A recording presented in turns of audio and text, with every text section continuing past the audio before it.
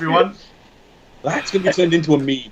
Right, I'm going to start that over very quickly. Hello and welcome to tonight's stream, where we are going to be joined by some lovely guests to talk all about behind the curtain of the airsoft industry. Because us, as players, and or people who sit here and talk to cameras on YouTube, we don't really get to experience what actually goes on behind the scenes that lets us go out and shoot people in the face, or not preferably the face, in the body with little white pellets, which just so happen to be supplied by two of my guests tonight, Chris, a retailer at Super5ives and General Dog's Body, and Will from ASG. Sorry about that. And yes, as I said earlier and we all laughed about, without anyone hearing us laugh, it wouldn't be an English Kiwi live stream without an audio issue, because I don't know how to drive OBS properly. So funny. So funny because we've been streaming for an hour before prepping. It's been fine. And no doubt Mark is going to keep dropping out at some random point now that we're actually streaming. And I might actually switch from my laptop call to my phone call. No, I'll probably switch now, actually, before we get going properly. So, give me a second. Oh, so Mark, you're going to disappear off the call? I'm going to disappear for a second, then I'll be right back. I'll be right back. Right. All right. Okay, so while he's doing that, do you want to get onto our first subject? Yes, or? absolutely. Well, Mark is, because, let's face it, Mark is not an industry man, is he? He is here as a blithering idiot to ask questions. So, while Mark is reconnecting, I'm going to hand over to you two to kind of give us a very brief overview of your history in the industry side of things and how you got into it, I guess. So, Chris, do you want to take it away?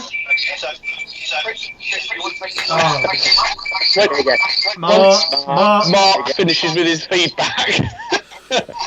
Oh my god. Once Mark finishes with the feedback, I'm not sure he'll want to hear the feedback of that one. Mark, you don't want to hear the feedback, do you? It wasn't good. Mark's looking like a steamy boy today. Is your phone on? Anyway. Anyway, so bit of a long story short. I've sort of been around in airsoft, since must be 2010, 2011, something like that. First really discovered it at Southampton University, which is where Ben later went to university. So it's sort of it's something that's a connection between us.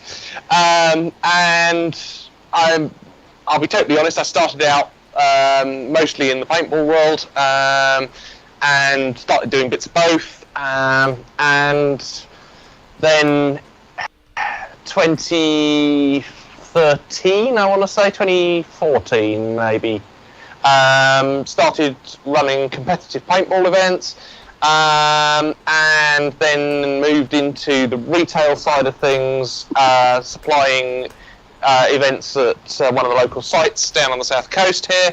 And then from there we sort of went to kind of branching out into airsoft retail as well, because the site started doing airsoft.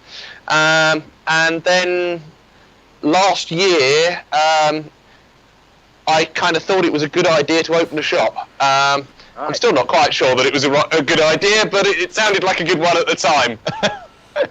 And here we are, 1 year on, near enough.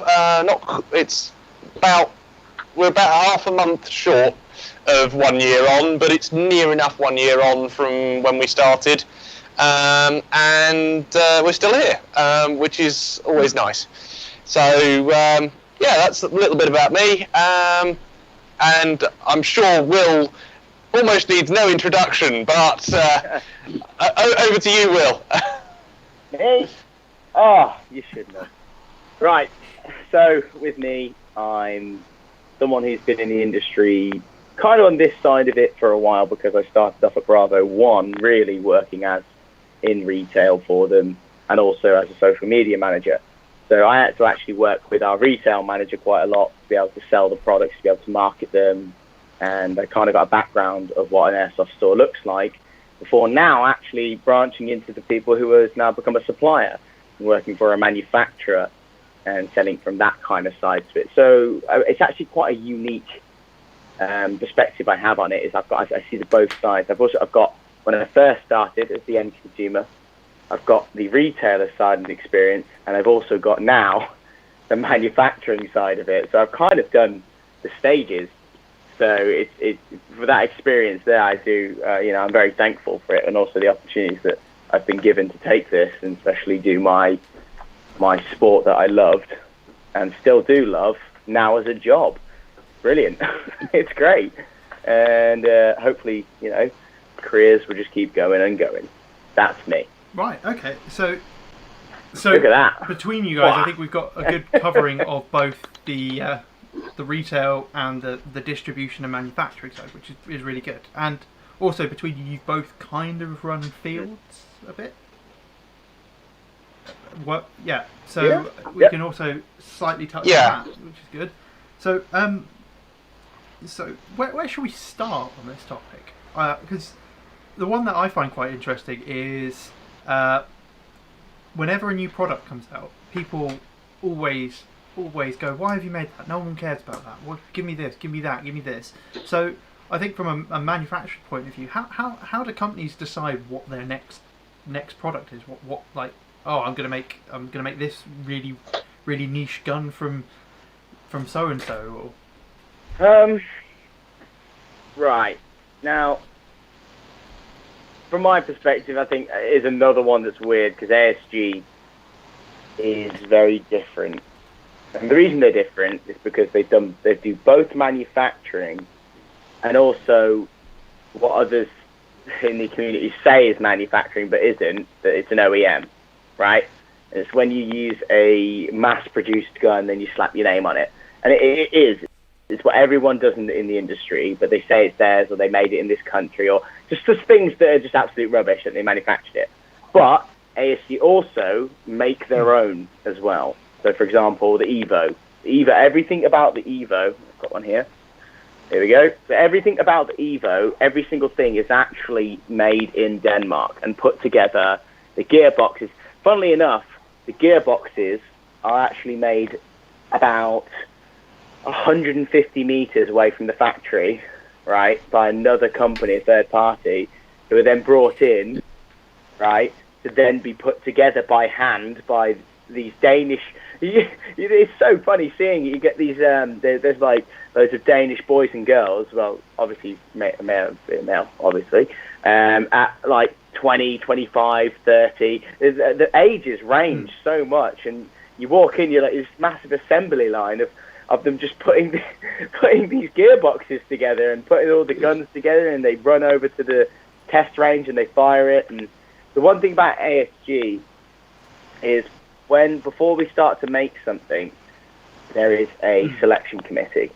And what it is, it's from all the oldest people at the company, or the people who are selected, come together, and they sit and talk about what products need to be done and what they believe would sell, or what they believe would do. It's all about selling.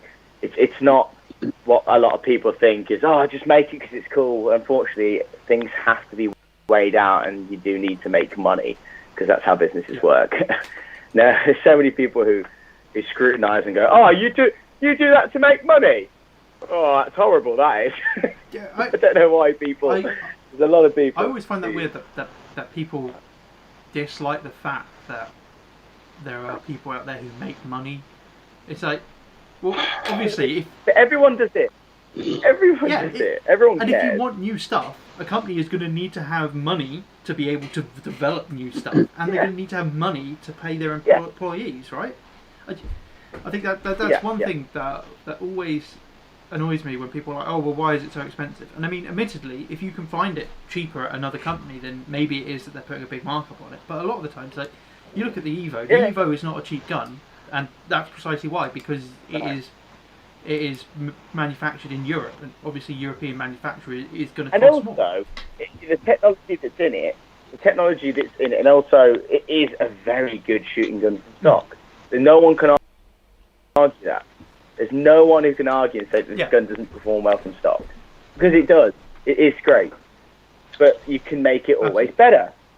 And then that's when people, add the upgrades. And one thing, the direction in ASG, this is just before I end it on my point of view, is actually looking to follow trait of what we did with the Evo and actually and start going in the direction of manufacturing everything.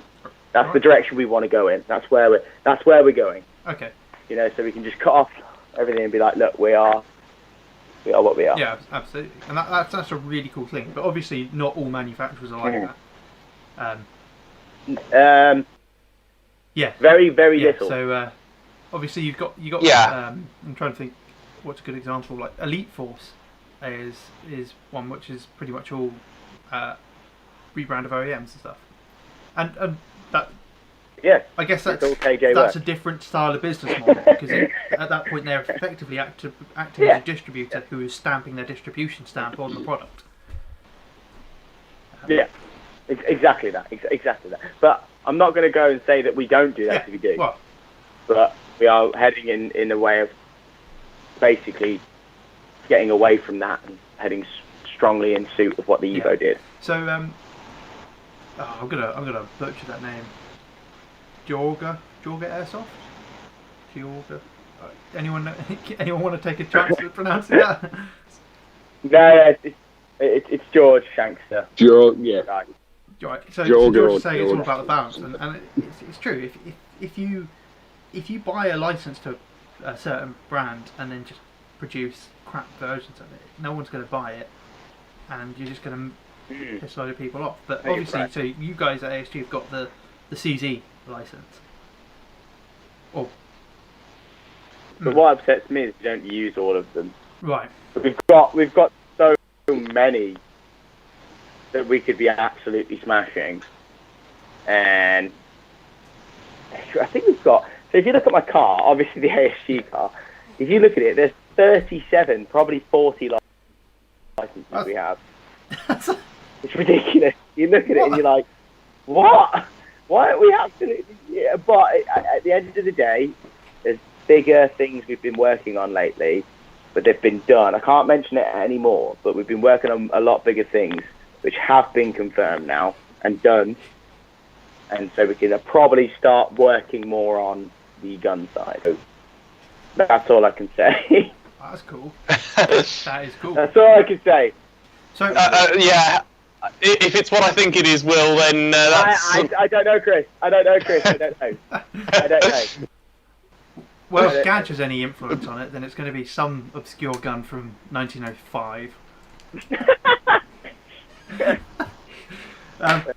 Anyway, so we've kind of covered. So deciding what's next, you said is largely a committee-based thing, and I'm assuming it's a fairly similar thing across the board with different manufacturers. It's, well, what could we make, and then how much is it going to cost us to make that, and how much realistically are we going to sell? Because you also need to know how much is it trending. Because another thing in Airsoft, which is a massive pain in the arse, is one thing that's really cool last month won't be really cool in 2 months. And that trend, you need to weigh up whether it's actually worth making it. Is it sustainable? Is it something that you're actually going to be able to go, look, I want this to be cool for years? And you know what? ASG and a lot of their products have done so well in actually making a product that we've had for a long time, still kind of cool. We haven't actually outsourced pretty much most things that were popular. We haven't actually outsourced it and gone, all right, scratch it off, we're never going to make that again, let's do something else. We've tried to push its popularity and grow something that was originally made to then keep going in popularity. For example, the Evo. Jesus.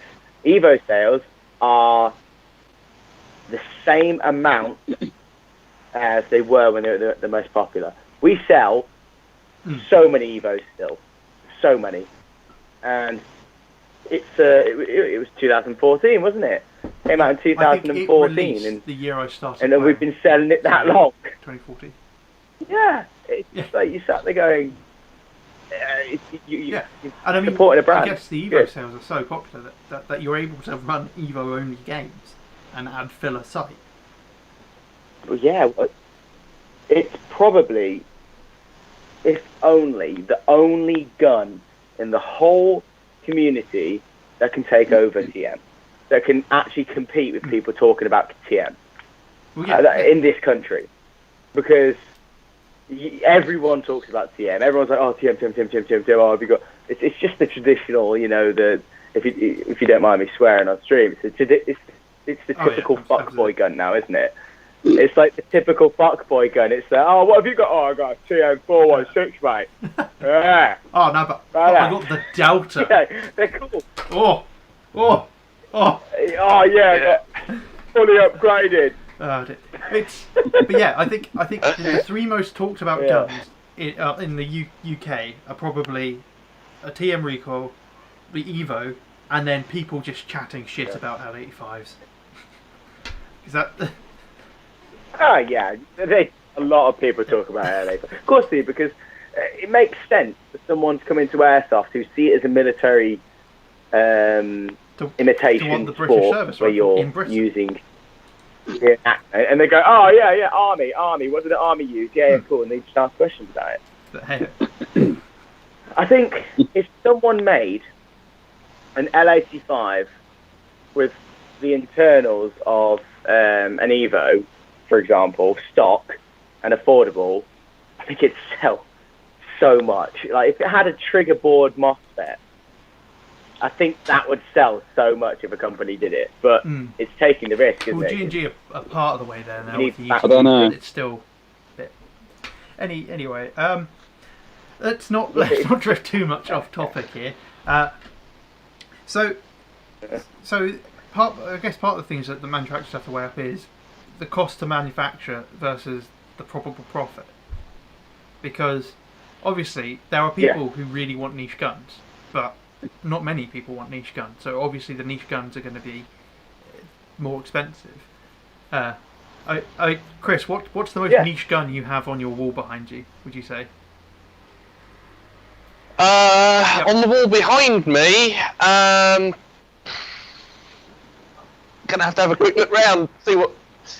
I'll be totally honest, there's not a huge amount of niche stuff up there at the moment, and probably the most niche thing in the building, probably the E11 blaster.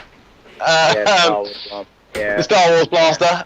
S&T. Yeah, based off of this. S&T, yeah. I've got one of those in the building somewhere. I'm sure my system would tell me. Well, I'm sure my system would tell me where I put it last, but I'm not sat in front of my system at the moment. I'm sat in front of your live stream, so I have no idea where anything is anymore. Arms L1A1, they have to make them in batches every 4 or 5 years. They'll do a batch, and then they won't sell any more for 4 or 5 years, and then they'll do another batch. Yeah. And I think they're going to do another batch this year, probably next year now. But that's the thing, because obviously. I mean, how many people do you think play Airsoft in the UK? Because there was, so last year, UCARA wise, there was 47,000 registered players in the UK. Yeah, that was the UCARA database for last year's figures. That's 2019, not 2020. Yeah, 47,000. Okay, so that's registered.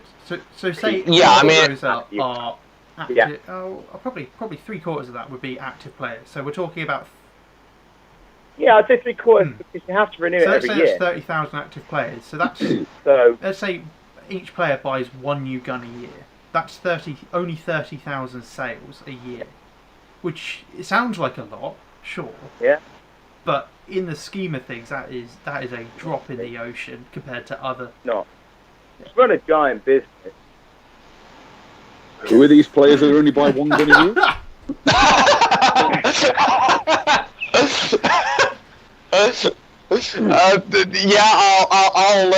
I'll definitely agree with that. We had a customer in today actually that is on his second in 3 months, maybe I think now, and I suspect it's going to get worse before the end of the year. strong. I practically buy one a month. I wish. Oh dear.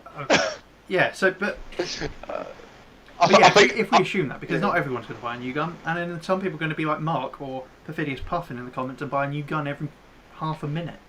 Or What you Mr. need to do Perkins, as who's well, bought you need 6 to in put the last into 2 weeks. Yeah, well, yeah. But you also need to put into the perspective of everyone who's played there, who is actually buying your brand. As well, Out of all of them, there's so much competition. You need to really look at it and go, right, who actually is doing that? Who is pushing it through? But I don't know. It's clearly working because ASG are doing. We're doing amazing.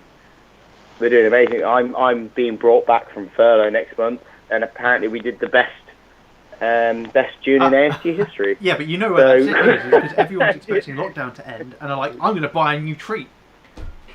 Yeah, exactly. Yeah. And you lot haven't had my next order yet either. There you go. There you go. There's one sat on the system waiting for the right time. So it's because I'm not there, mate. I think because I'm not there. I was going to say skewing facts here because they're all going. What do you mean only buy one gun a year? Look at this. I've been active since November. I have 6. Perfidious Puffin has got the entire CS:GO lineup now. Right. Jaraga is what? He's bought another 3 since October. It's. But yeah, so I mean, we're talking less than 1 million products sold a year if we're not including like BBs and gas and stuff. So big ticket items, and when I say big ticket items, Chris, you can come in here. Big ticket items aren't actually all that big ticket for retailers, are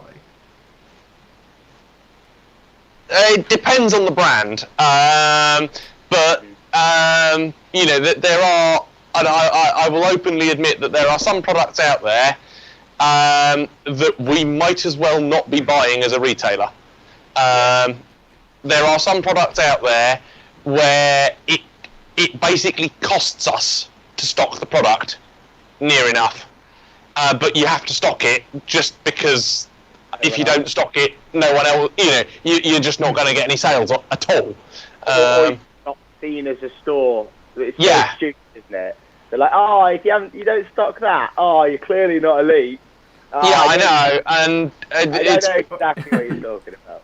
And much as I hate to say it, it's actually been that way with things like Tokyo Marui products recently. You told me about that. Exactly what. And it's very much a case of if you don't stock TM, people don't see you as a proper retailer.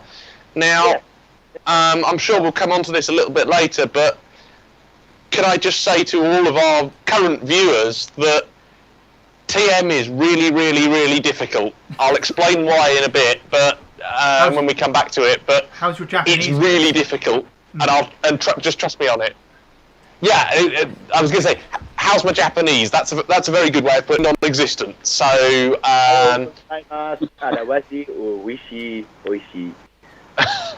We're TM importing license for the UK now. Just me. Right. Single-handedly pulling in Tokyo Marui. Honestly, if you can, Will, I'd love to hear about it. I really would. Chris, can you do me a favour? Can you turn down your microphone level Yes. in Skype? You're clipping a bit over here. Cheers. Cheers for that. Sorry, mate. No worries. It's not as easy as it might sound, but I'll try. That'd be grand. Right. So what topic we're moving on to now? Right. It seems that we have a couple of earphone users in the comments who've gone, this is a little bit loud. No worries. I will do something about it. I think you can turn it down. Skype. I can't control you because I've only got one volume slider for all of the Skype inputs. Annoyingly. That's fine. I will adjust my audio input to the PC. Yeah, that should work. Does that make life a bit better? Talking a bit. Is that a bit better people for in you, the Ben? comments? I think it's better. less slippy for me. Yeah. I'd say it's a lot better. Yeah. Are Cool. Yeah, I people think so. better with my audio now? Yeah. Bro. Seems So Perfect. right, so we've kind of talked about how you decide what you're going to make. One of the things we didn't touch on was obviously building a variation on a current design is way more cost effective for a manufacturer than starting from scratch. Hence why, as much as a lot of people go, oh, why is there so many? That's why we see loads of AR platforms, because funnily enough, you cast the receiver parts and then you can put whatever barrel and stock configuration on it, and you've got 50 different guns. Yeah. Exactly. Yeah. Also, there's a large volume Yes. of OEM customers for you to be able to do it. Yes. Because it's already been done. So it's And another this kind big of ties thing. into Yeah. It's also one of the most popular Absolutely. beginner rifles out there, isn't it? because Everyone it's in wants to pretty know much all every at the shoot 'em start. up video game there is. And it's a known gun because it's Yeah. one of the other than the AK is one of the most populous guns out there at the moment. It is. Which It is weird yeah. because Yeah. the FAL is still a Yeah. populous rifle, but you see barely any of them in the Airsoft as well. But hey ho, that's kind of brought me on to a question that I was asked beforehand by Tom. So Tom from AATV, who's in the comments. So he was asking, what do you think about? Obviously, there is a price that people are willing to pay for Airsoft stuff, and then there is a price that it's reasonably going to cost to make it, and a lot of the times they don't seem to line up.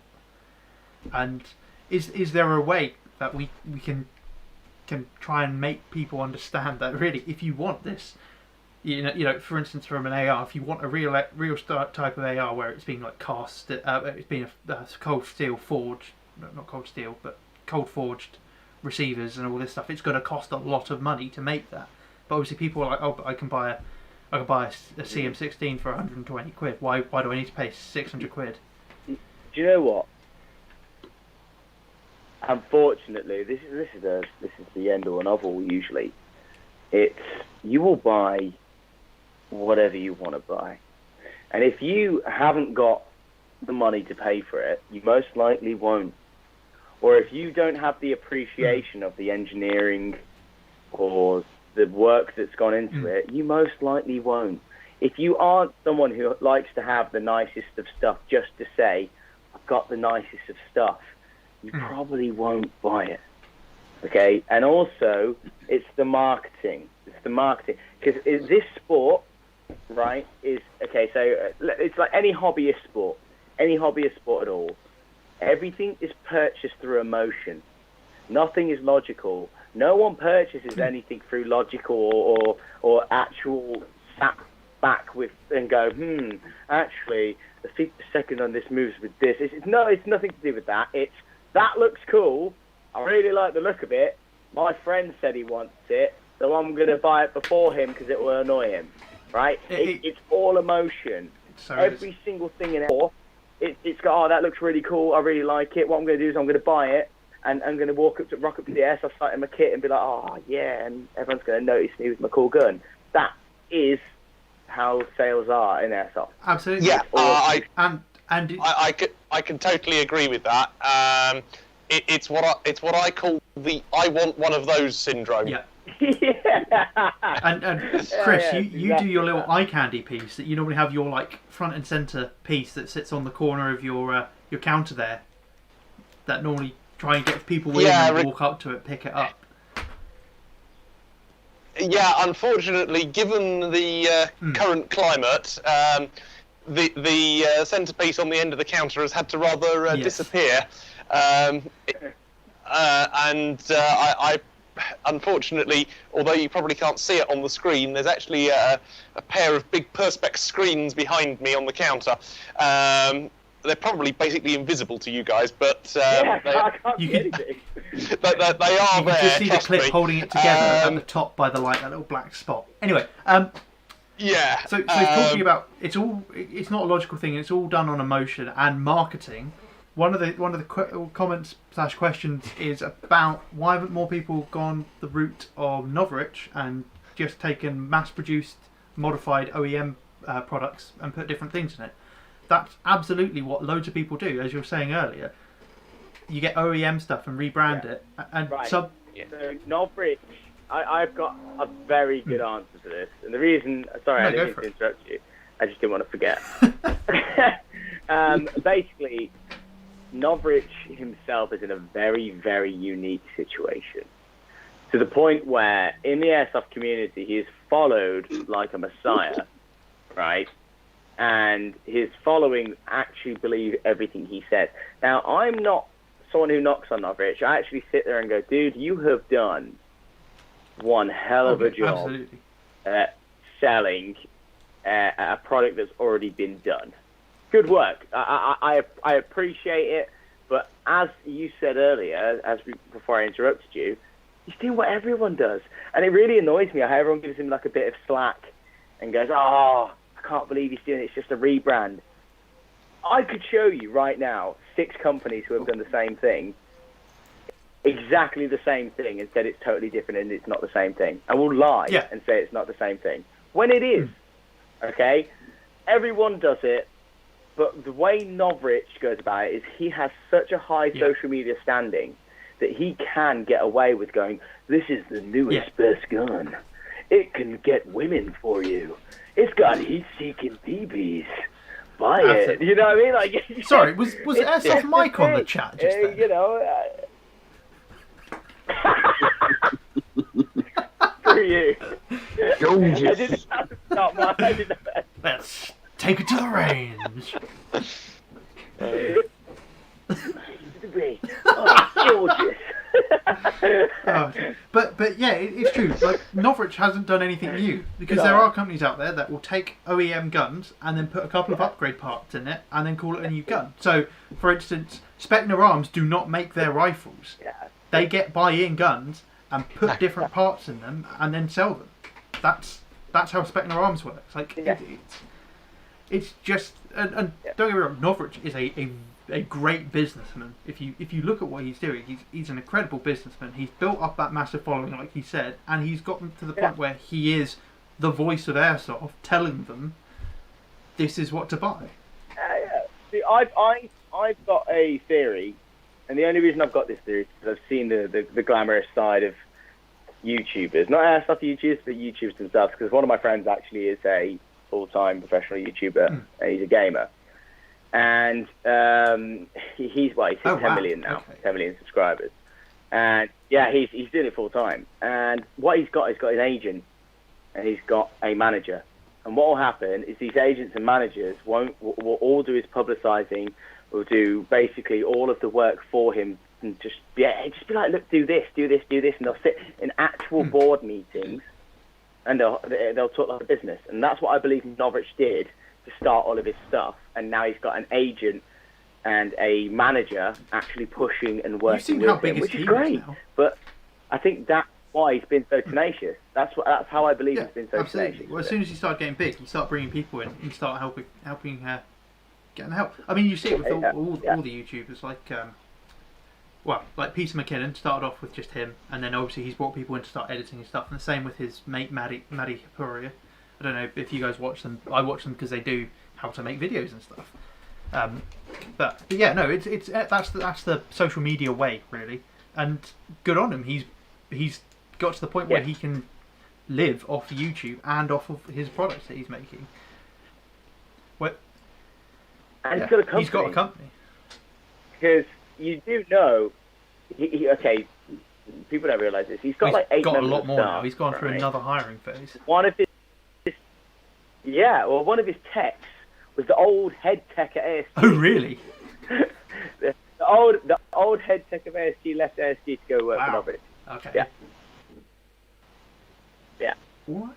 So, he's making money. He's making money to the point he offered more. So yeah, he's making good money. What's he on? He's on a couple of million subs, and he's pushing at least 2 videos a week, all doing fairly well in the view count. So he's getting a fair amount of YouTube cash in, let alone what he's getting off his product side of things. But anyway, that's a bit of a tangent. So yeah, coming back to the question Tom raised about I guess from his point of view, because this is what he used to do as a living. He was a product designer, and you obviously you work in the industry. You know what goes into making a gun, and myself and Mark and Chris all are from engineering and technical backgrounds. And I think my internet is going down. What's going on? No. You going? Yeah, my YouTube is saying there's an error. What's going on? Are you still streaming? This is still... OBS is dying on me. OBS, no. I thought there was an issue because mine kept dropping out on the internet. That's fine.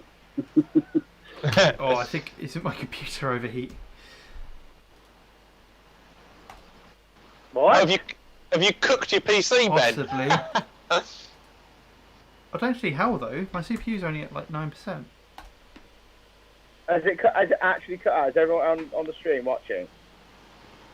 Uh, I'm watching the stream. It cut out for a second there. This is breaking the internet. I'll be very surprised if it's anything to do with me, because I'm connected to probably one of the better internet connections in the area. So yeah, I believe you on that one. anything internet or technical, Chris will have down. So. Yeah, and I'm running on Virgin's 300 meg Wi-Fi, so I don't think it's me. Okay, well, right. I'm just happy to be here. Right, people are saying we're still up, so I'm gonna say we keep going, and hopefully Chris will reappear. Yeah. Chris, maybe try turning your video hopefully. off and on again, and see if that fixes it for me.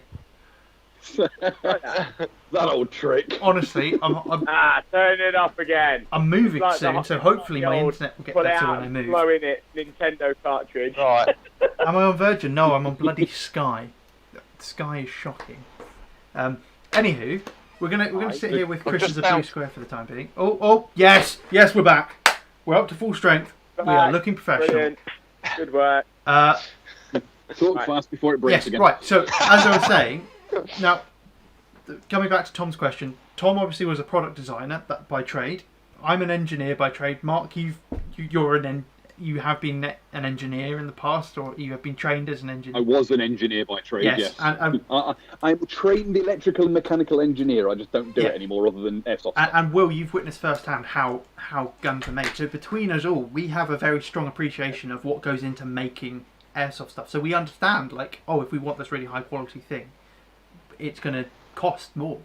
But obviously, the average well, I'm not saying average player, but most players don't have that kind of that background on it to understand that, hey, if I want all these really high tech features and this good build quality, I'm going to have to pay for it. And unfortunately, the quality will be driven by the amount that people are willing to pay.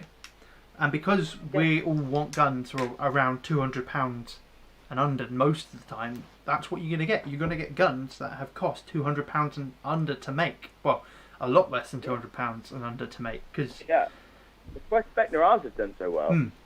Because Spectre R's have done fantastic. They've pushed all of their stuff onto £200 guns that have, usually, you'd have to spend £300 on a gun and then extra with the upgrades they're offering for £200. Yeah. Like the gate MOSFETs they've got in stock. That's how they're doing it. They're marketing a lower brand. And well, not a lower brand, sorry, a lower cost. And that's fantastic. And that is what most people will go for, especially if you're targeting the entry level. And that's when someone's coming in, they're going, what should I get? I'll get this because, you've got trigger response, you won't ever need to do anything to it. Fantastic. Brilliant. It's great marketing. Now, on the other hand, if you look at it, it's how every single kind of business has worked. So if you look at it, cars, the highest selling cars in the world at the moment are Peugeot and Ford, right? And so those, Peugeot, Citroen and Ford. And what that is basically they're the low end, and because they are more commercial. And it's not your high end in the commercial, and it's basically the business behind it is sell more, higher volume, sell it cheap, move on. And then you make you make a lower profit margin, but the more you shift, the more it goes, the more turnover you will get, and also the more profit margin, because you will always be increasing and rolling it over. Absolutely. And coming back to the car analogy, it's pretty standard that every car manufacturer will have that high performance one model or their sub company that draws people in. It's like so VW obviously has the Bugatti Veyron. They own Bugatti, so that's their like, oh, check this out. And it's the same across the board. So you see that in Airsoft, you've got companies that make fairly low end guns most of the time, and then they'll have a couple of guns that are their like flagship. Check how cool these are, sort of thing. And then you have other companies which are like your kind of your high end companies like TM. A lot of TMs will be considered high end, and that's because that's what they tailor to. They tailor to the premium airsoft market effectively. Yeah. Yes. That's I guess that's what you understand is that yes, internally they are all fairly similar, but there is a difference between paying £120 for one gun and paying the £400 price mark for a TM, because I bet you the TM goes through a lot more QC than that £120 gun.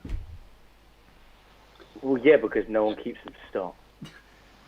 I don't know anyone who has bought a TM. Well, no, I know one. No, I know two, three people. But I don't know many people who buy a TM and actually leave it. Like, when they first buy it. Usually they buy it and within the week, they've upgraded everything in it. And they're like, oh, yeah, it's a fully upgraded It's gun. weird. Yeah, cool, man. Because you don't need to do that. Cool. They are actually really good performers out of the box. They are good, but I wouldn't say you don't need to do that. It is very much a flex. Oh yeah, absolutely. Right? It's a flex. I can afford and that's the reason TM has done so well. And I have openly said this before, and I will openly say it again. The reason TM is so big in this country is because of Matt the Musketeer. He made Tokyo Marui so big in this country. And the reason as well is because he was sponsored by Kingdom of Airsoft. TMs were massively glorified through him. He built such a fan base of them, because what happened, it all got pushed onto the Milsim side. And the Milsim side started all using it, and it was seen as the elite thing to use. And when you get someone who's played Airsoft for a while, they want to start getting into some other things, you do get those personalities. Oh, yeah. You get someone who wants something that's better than other people, who kind of wear things and come onto it to feel more of a hierarchy of elitism. Oh, yeah. And you get it, and we all know we get it, and it's that flex. And you know it's that flex because people have to tell you when they own a Tokyo Marui. It's how it is. They'll be like, oh man, is that a recoil? And they'll be like, yeah, it's a Tokyo Marui recoil.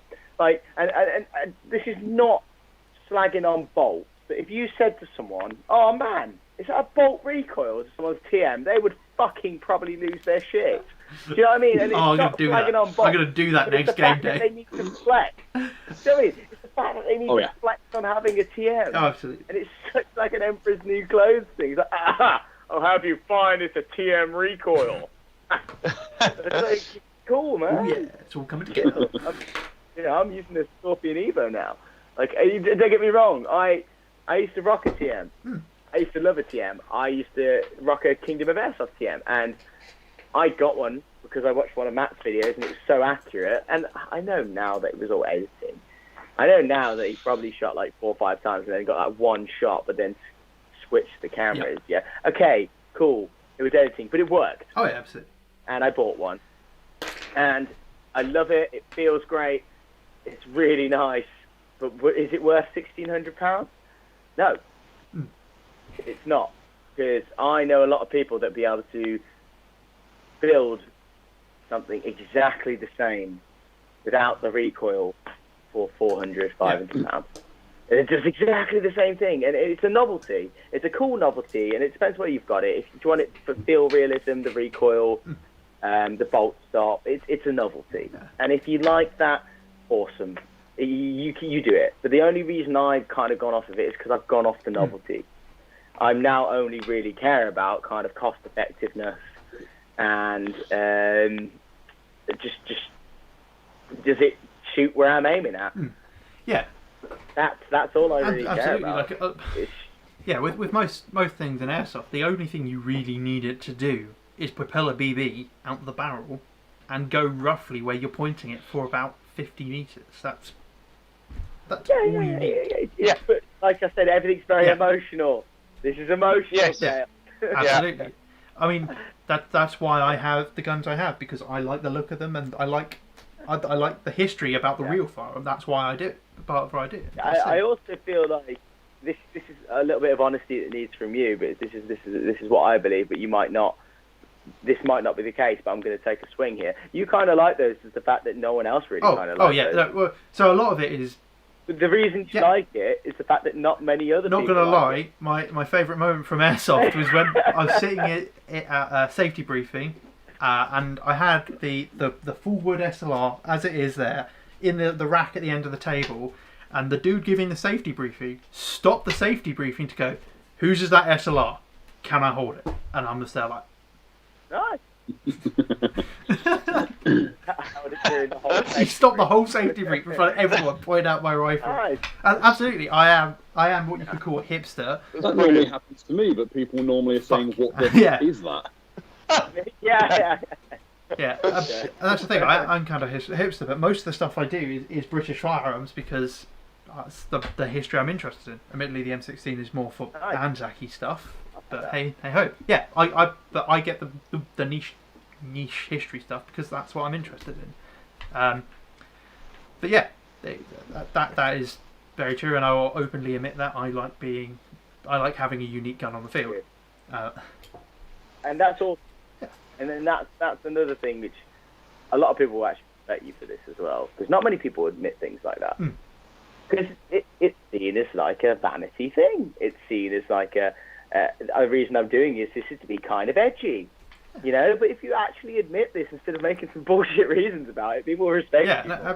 That's just I've learned. It's like you say, you were doing everything to try and get famous. Like, thank you for being open. I was trying to rule the roost.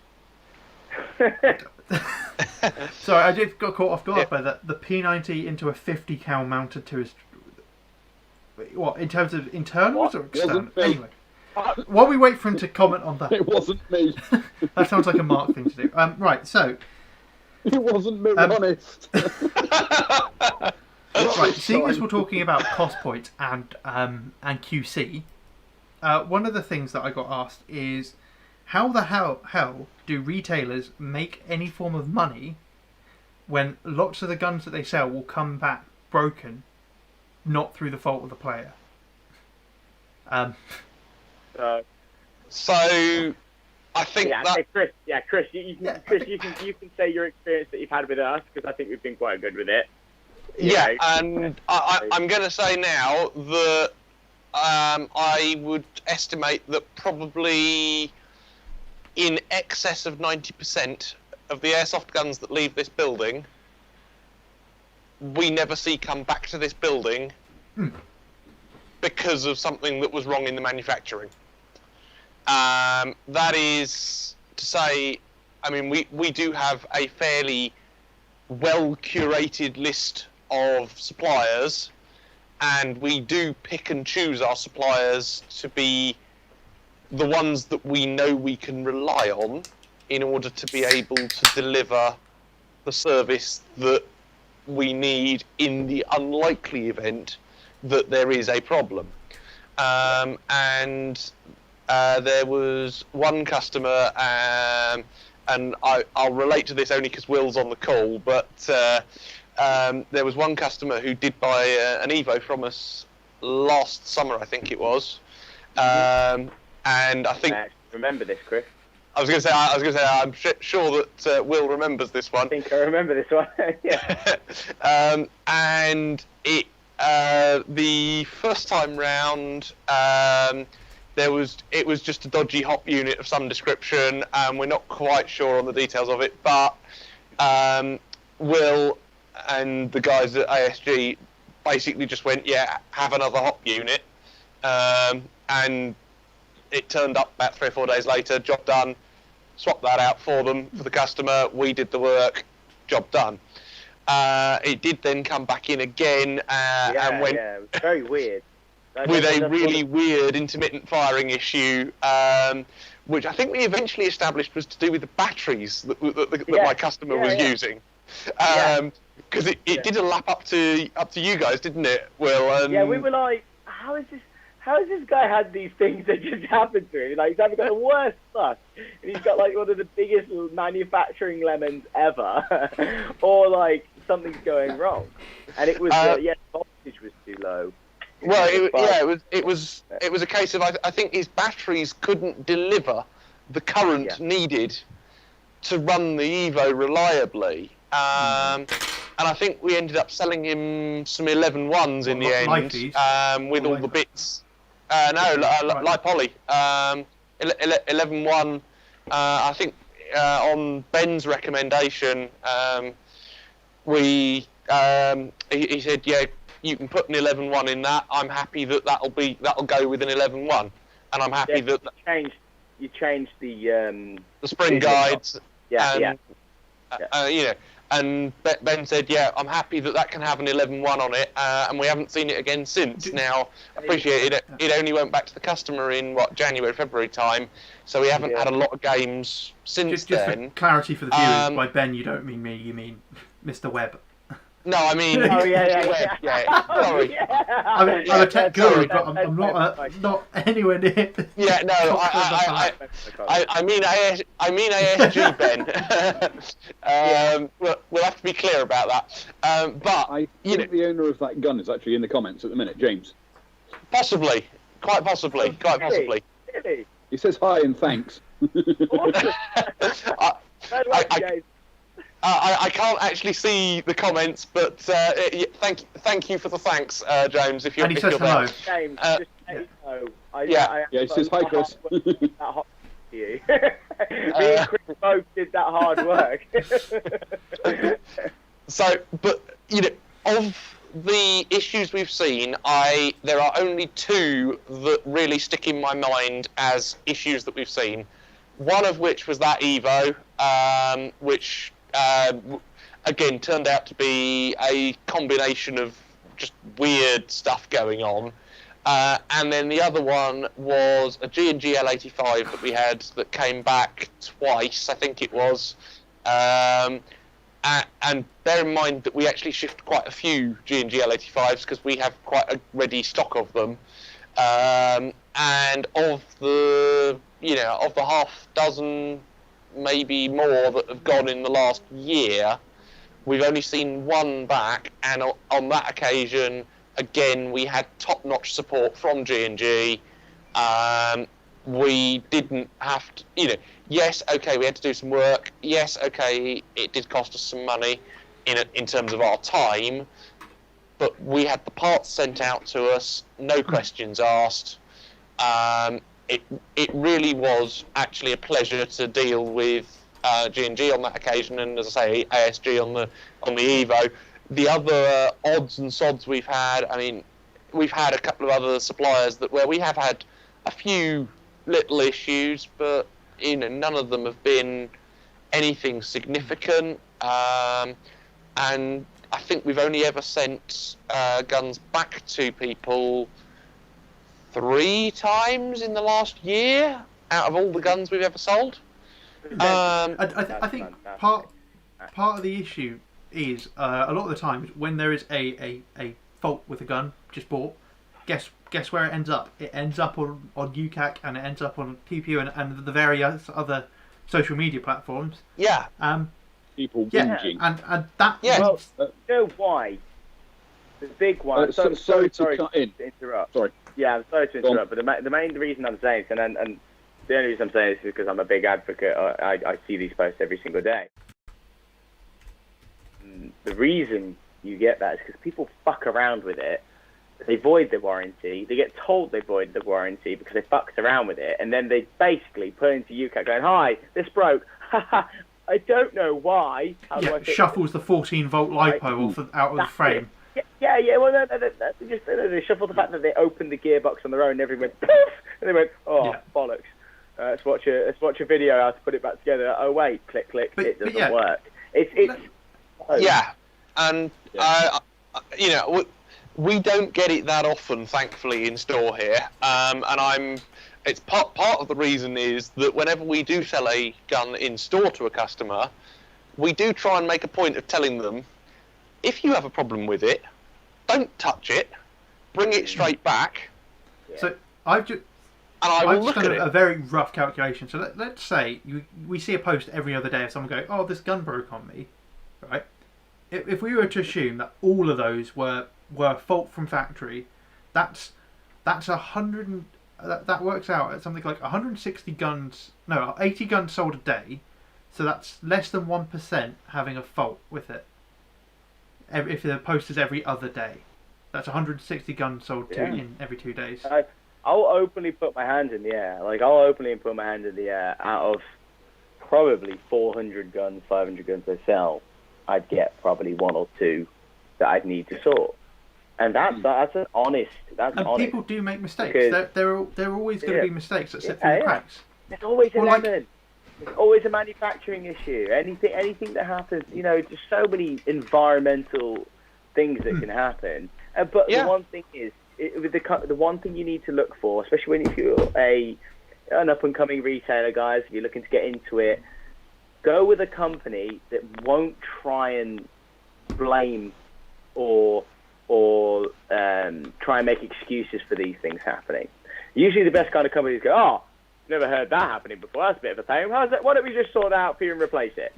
That's usually the best way, because that's another way that that it doesn't happen much. Because if they're willing to replace it, it means it clearly doesn't happen much, because they're just going, "Oh, we're just going to replace it because it's not really losing us money because it's one every 500 guns." No matter what you buy, everything will have a fault with it somewhere. Like every product ever sold, at least one of those products will have a fault. Imperfection. Yeah, it's imperfection. Which ties in nicely to what Anvil Airsoft has put. He's put something consumers don't really think about enough, is the parts and servicing support. Yeah, and that's why I always say, if you can, buy local, because if you have a problem, guess what? You walk back into the store you bought it from and chat with the store owner. Yeah. Yes. And I'm sure Chris will be pushing for that quite heavily. I would genuinely say, if somebody who was halfway up the country rang me up and said, "I'm thinking about buying this gun, I'm not really sure," I'd tell them, go and find your local shop and go and buy it there. And I really would send people to another store in preference to buying online from me. And I genuinely mean that. The face factor. I would far prefer that somebody knew exactly what they were getting and exactly what support they were going to get than the unknown. Now, that's not to say that we don't support our customers that buy online. We support our customers that buy online as much as we possibly can. Yeah, but it is so much easier. If they are 100 miles up the country, or in the case of one of our customers actually up in Scotland, some sort of 400, 500, 600 miles away. Oh God, yeah, it's hard work. It's very hard work trying to get anything sorted. It's for both of you, it is, because they've got to send it. It's not cost effective for them, and then they've got to send it back. But if you can just drive there and hand it over, like, something happened to this thing while I was drinking. I mean, manufacturing issue. So basically, you can actually hand it them, you can give it them, and it's very. And also, there's something I believe adds kind of thing emotionally, especially to sales, when it's face-to-face value. Yes. If you see someone face-to-face value, you get that emotional bond. You get to the point where if you've got an issue, you can talk to them because you've broken the barrier. But if you if you have broken that barrier, you don't know how they'll react. You don't know how they react to things, what kind of things they enjoy or like. It's all these kind of things come into sales. Yes. It's very emotional. Again, it's very emotional. It's very emotional sales. It's holding people's hands through things and being like, "Look, I'm here to support you. You can make your own decision at the end of the day, but I'll still support you through it." And when I was in the store with you, Chris, it would have been about a year ago now. Yes. You had a couple of people come in who hadn't played before and wanted to buy stuff, and you stood around and had a conversation with them for at least an hour, talking them through every aspect. You didn't sell anything that day. But they went away knowing, actually, if you want to buy this, you need to go through all these steps. You need to go play, actually try it out. And I believe they came back to you several months later, didn't they? Yes, I think so. Yes, I mean we obviously see quite a lot of customers. It's obviously fewer at the moment, given the current circumstances. But at the same time, we do see quite a lot of customers that we see once, and then we don't see them for a few months, and then in they come and they go, right, here's my membership number, here's my site details, this is what I want, and it's really, really nice when that happens. But equally, if they've come in here and we've had our conversation with them, and we know where they are in the path to getting into Airsoft, or where they are on their way through their journey in their time playing Airsoft, and we know a bit about what they're trying to do, even if we don't see them again for however long, we like to think that we've informed and helped them in some way. Even if they then go to another retailer to go and make that purchase, because there are some days where I absolutely cannot help the customer. There are certain products that we currently just don't have the ability to stock. I get that. I'm exactly the same, mate. I'm exactly the same. I won't blue face, I won't say to someone straight through, oh, ASG, everything. ASG, just get ASG. Yeah, just get ASG. I won't do that. No. I find it disingenuous, but also, like you said, it's about helping someone as well. It shows a lot about someone's personality if you're willing to contradict a sale, right? To actually jeopardize a sale to help someone, and I like that. That shows a good part of your personality, and I find it happens a lot because, as you said, not everyone does everything, and you can't help everyone, so you just advise. Yeah, I get that. Yeah, and in fact, it's one of the reasons why a lot of people getting into Airsoft are like, yeah, I want my first gun, I want to get out there, I want to get playing. And I end up having to just say, whoa, hang on a minute. Slow down. And we probably sell a handful of two-tone Airsoft guns a year. And I would literally say it is in the order of a handful. And I could probably count the number we sold last year on my hands only. And yeah, that is, in all seriousness, that is actually the way that I quite like things to be. I have them in stock. If somebody comes in and says, I am buying a two-tone Airsoft gun, they're 18 plus, they're insistent that they're going to have their first Airsoft gun that day. You just tell them. Yeah, I get it. I'll let them have it. But that won't be without me saying, but are you really sure you want to? And try the sport. Yeah, and there are a few things that we've partnered up with local sites to have certain arrangements in place that make life a little bit easier for people, but it's not great. It's still not great. But the rules are the rules, and we have to play by them. Have you done a recap of the super agreement, Chris? No. It's a slightly different arrangement, but it kind of works. But anyway, this is it. From my position as a retailer, I don't want to go out trying to sell you things. I want things to sell themselves to you. This raises a very good question, or at least I think it's a good question. People who actually do the retail and the industry side of Airsoft. So I see there are two sides. There's the hobby side. So where me and Mark are on this side of the screen, we're the hobbyists, and then you two are definitely the industry side of things.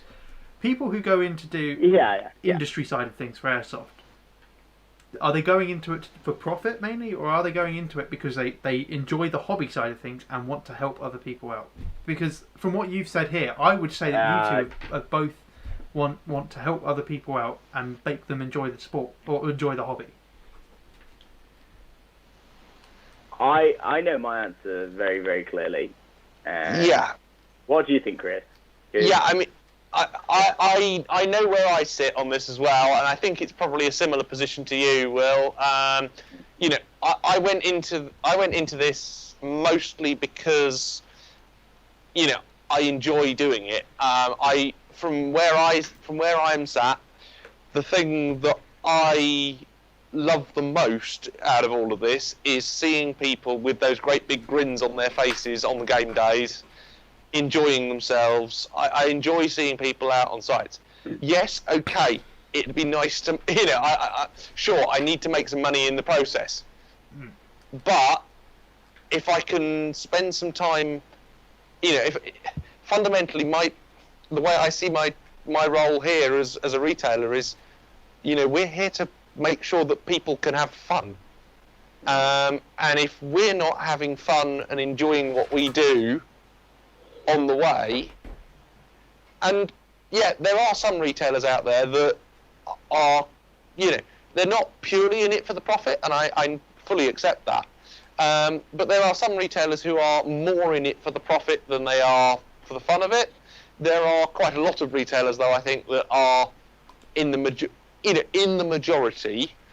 Most are out there so that people can have fun, but at the same time, they're also trying to make a bit of a profit in the process to do it. I think. And it's a very, very, very tight balance. It's a very tight balance between the two. It's a very tight balance between the two as a retailer. You know, you can get to the days where you just enjoy yourself way too much and don't make any money out of it. And of course, if you don't make any money as a business, then your business doesn't work. So it's a very, very, very tight rope to walk, if that makes sense.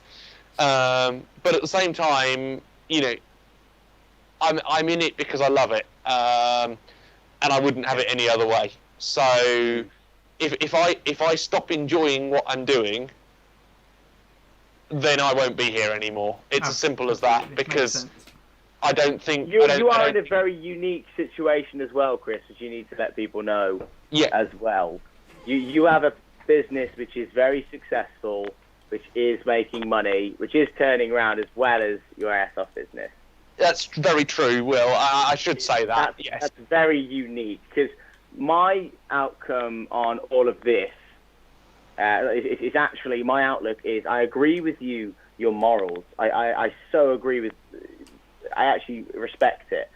For me, like, I'm not going to lie to anyone. I'm not going to barefaced sit there, and this is just my opinion. I would never say I'm doing it to see people get better at the sport or whatnot. I do what I do is for a job, because I'm very tenacious at my career. I'm very much money driven, and I'm also very much competition and performance driven. So if someone says to me, Will, you are 10 sales off being the best in ASG, I will probably smash my face off a wall 400 times till I get those 10 sales to be the best person in ASG. Do you know what I mean? But I would never ever compromise myself as a person to fuck someone over for a sale, as we were talking about earlier. Which means, yes, I am a tenacious person, I am a salesman, but I'm not a prick. I will always, so for example, if I've got something that I know wouldn't sell in someone's store, for example, if Chris, if you asked for something that I didn't think would sell in your store, I would let you know and probably not sell it to you, because I'd know that it would ruin a relationship, but it would also, I'd get it back, and it would get it back off another target, that it would just be taken off that target. It's stupid. There's no point in just trying to make a quick sale. So, Will, you wouldn't do mystery boxes? Yeah. Well, I'm not saying, whoa, you can't do me dirty like that. Okay, if they want to do it, they want to do it. It's all good. But yeah, I'm very much like, you know, I've just said I'm very money driven, I'm very performance driven, but I would never compromise myself. I think that's kind of the difference is the fact that Chris has come from his successful business that he's got to then doing what he loves, the hobby, to then grow it as a business, but also has still, which is very unique. I'm not saying not anyone has it, but it's very unique that Chris has kept his morals, because it's very unique. Like, I could probably name probably 6 stores in the UK out of 156 accounts, right, that have that. Yeah. So, you know, it's very unique, but it's also very unique the situation you're in, Chris. Yes, it is, and I do understand that, Will. Just so the viewers sort of understand a little bit, I also own an IT consultancy business as well, which kind of allows me to have a little more freedom over how well Super5ives works from day to day, and sort of allows me to smooth over a little bit on the odd occasion that things don't quite go as well as they should do.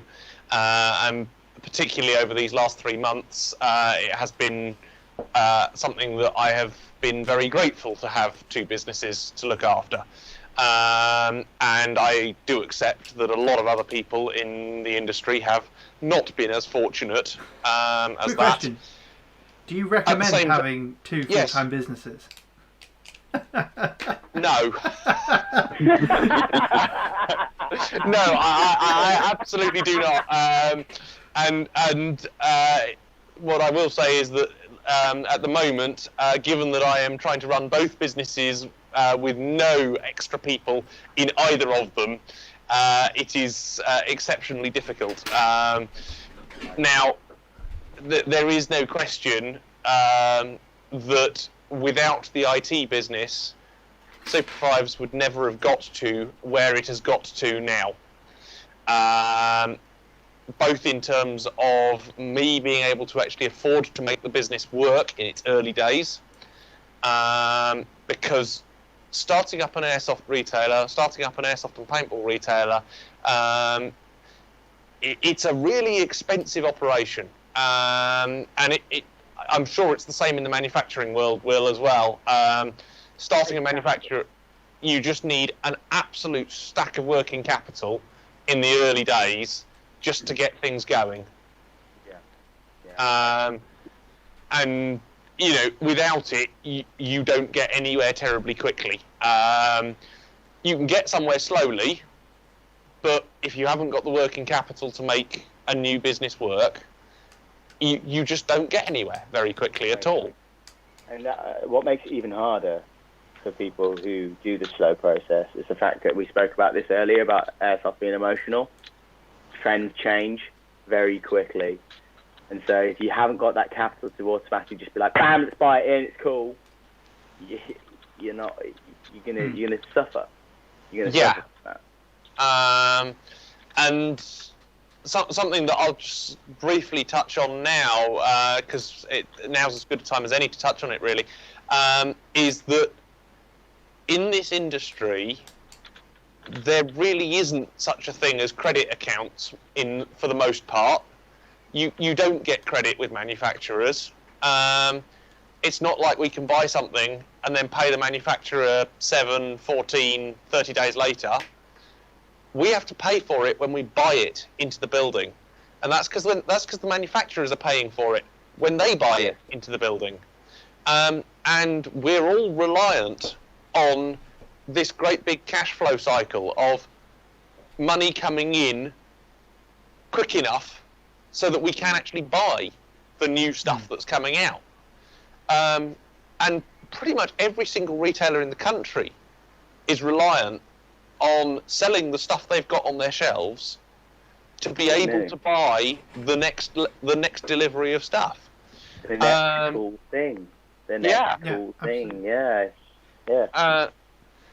You know, I've actually had it literally this afternoon, and I just, you know, I was actually saying to these guys, to Ben, Mark, Will, before we went live, that in between 6 o'clock this evening and the start of this, I was actually busy dealing with a particular vendor in the paintball industry that just surprised us today with new products that they didn't even tell us was being launched today. That's putting a dirty now this doesn't that doesn't generally happen too often in Airsoft. I will say that now. Even ASG are pretty good at, despite Will's protesting earlier to me off camera, but you know, despite the fact that Will says that ASG aren't great at this, honestly, they are better than most. You're a lot better than most. I still have several suppliers that the first I know about it is when it drops onto the list of available products to order. And it's just like, hang on a minute, where did you just come from? I have no idea where this product just appeared from. It just appeared. And, you know, you get these new launches just sort of dropped on you at a moment's notice. The vast majority of launch announcements, you know, us retailers might only know about it 2-3 days beforehand. Yeah. And it's not really any fault of the manufacturers in many cases. A lot of them, it's dependent on things like customs. It's dependent on sea freight shipping companies. Yeah. It's dependent on a massive logistics chain actually making everything happen. It's dependent on getting things on aircraft out of, you know, Japan or Taiwan. Should we touch on this? Obviously, well, you said that some ASG products are made in Denmark, but the large majority of Airsoft products don't get made in Europe. They come from Asia. Yeah, and most of them won't come over, you know, airmail. They will all be put in containers on ships. Yeah. Well, all of them are. I don't actually think any will come over. Other than like special order parts, which consumers don't tend to realise takes a long time. I don't think the reason behind it is because of the mass production. Like anything that's coming from Asia would not be small enough to come airmail unless it's to an end consumer, because making is all about mass production, because you want to beat margin. You want to be able to order so many, like MEQs, you know, minimum order quantities. You need to hit them to be able to get your discount structures, to be able to actually make a money off of it. So it's all going to come overseas, all of it. Yeah, and to get something from Asia to the UK by boat, you know, you're looking at quite a number of weeks. I forget what the latest transit times I've heard were, but I think it was in the order of 6 to 8 weeks. And global politics can have a massive effect on that, because if there is, you know, issues in some of the main waterways that we use to go from Asia to here, suddenly everything has to go the long way round, and that adds many weeks onto that. Yeah. Oh, Ben, by the way, I've actually got to shoot off in 5 minutes. So if there's anything else, like so everyone in the comments, if you have any last minute questions for Will, other than can you take your shirt off, because I have seen that pop up, please fire away so we can ask Will. There's one person in the comments that's only here to see Will strip. That's you're in the wrong place. You need to check out his OnlyFans account. That's it. Give me more money. And for those in the wonder, that's Big Willie 69. Pretty close. Oh, it's only one digit out. Here's another one. Also, shipping on containers. Guess what happens? Containers sometimes fall off ships. So I've just looked it up. Yes. Apparently, the average over the last 3 years is something like 13,900. 1,390 containers lost per year overboard. And I can believe that. If you guys really want that latest gun from Tokyo Brewery, get that diving gear out and go search the seabed. This is quite a popular one, and I'm allowed to say it now because it's been probably 4 years. and I don't think I'll affect the company by saying it, so I don't feel like it's an issue. So, do you guys remember the APS shotguns? Do you remember? Oh no, the Secutor, the Secutor shotgun. Yep. Sorry, do you remember those gas Secutors? Right. Oh, the okay. So, right. What? Yeah. So basically the Secutor shotgun, the gas ones. You know, the shooty, and everyone loves it. Right. Okay. So, the logistical issue that happened with those is they actually got not lost, but there was an issue with papers and computer systems, and something happened, right, where it was actually on sea for about 5 to 6 months, these shotguns, right? They were just on sea.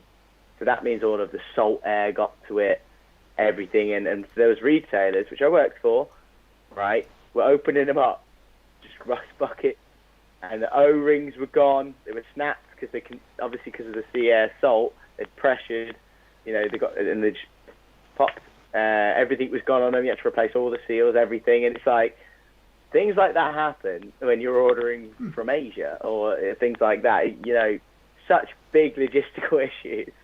Yeah, and indeed, I'll say now that, and I think I can probably get away with saying this as well, but the seeming national shortage of Enola Gay Mark 5s. That again was caused by a transit issue, which basically meant that they failed quality checks when they arrived in the UK. There was an entire container's worth that just got abandoned because they didn't pass quality checks. And they've only really just started reappearing in stores in the last couple of weeks. We discussed this, the shortage, a year ago now? It would have been a year ago. And what's the lead time on ordering, like the UK distributor side of Enola Gay? What is their lead time on ordering pyro? So I don't know. I don't know. So when we order from them, assuming that they've got it in stock, because they have a fairly extensive stock, is my understanding. And when we order from them, it's normally here within a day or two. However, once their stock is depleted, my understanding is that it takes them 2 to 3 months to get new stock to arrive in the country. Now, if you have a delivery that then fails quality once it arrives in the country, the problem you get is that you've then got a 2 to 3 month lead window. And in the case of the Mark V situation, my understanding is that because that then spanned Chinese New Year and various other bits and pieces, this just added an extra couple of months to it all. I mean, you can see it. Right, I've actually got to shoot off now. Thank you very much for coming on. Thank you for answering all of the questions and being honest and open. As per usual, it's blown me away. Always. Hopefully have you on again soon to talk about some other random stuff related to Airsoft at some point. Yeah, well, I'm perfectly happy to come on. Now that I've actually know what this technology is, I can actually come on and do it, so I don't mind. So everyone in the comments say bye to Will. Awesome. And hopefully we'll see you again soon. Alright. See you soon. See ya. Cheers. See you, Will. Bye, Will. Oh, Mark, you have just popped up big time. Right, excuse me while I rescale stuff. I should probably put something in to cover Will's empty space. But anyway. Whilst you muck about with that, I'll just put into context, anybody who doesn't know with the Enola Gay issue, an Enola Gay Mark 5 is about this big. Those of you who don't know about containers, they're 40-foot containers. That's a lot of pyro. Yes, in a word, Mark. I mean, I would go and get one from the warehouse, but that means taking off all this headphones, microphone, and everything, and it just gets confusing. But anybody with a tape measure, they are 7 inches long, 1/2 inch in diameter, and they come in boxes about yay big. They're in boxes of 100.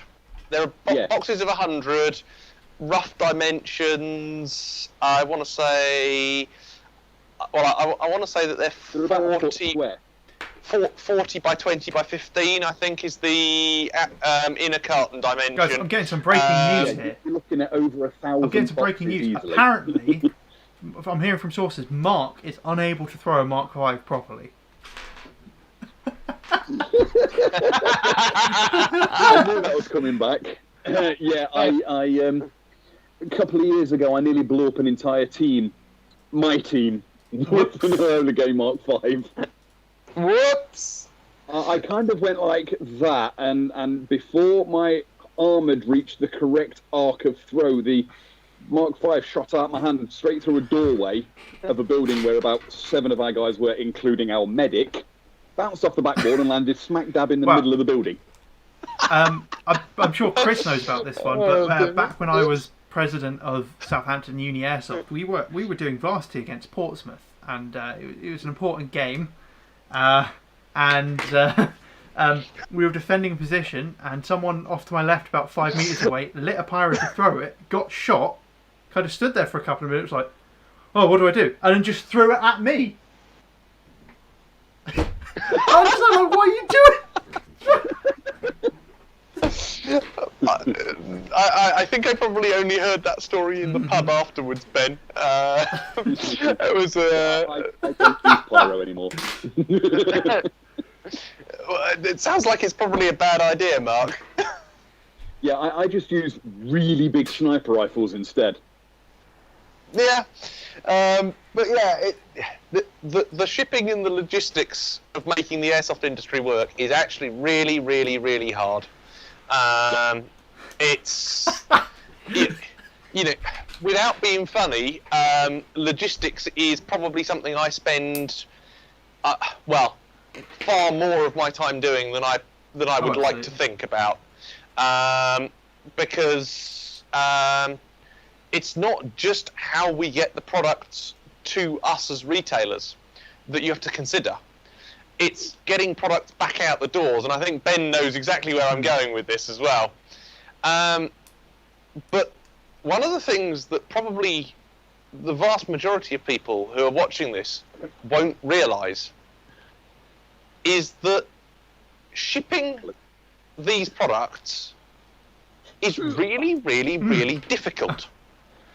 Most of the courier networks, so that's Logistics are the bane of suppliers and retailers' lives. Yeah, it really is, because you look at, you ask somebody like, say, DPD or UPS or one of the other courier networks.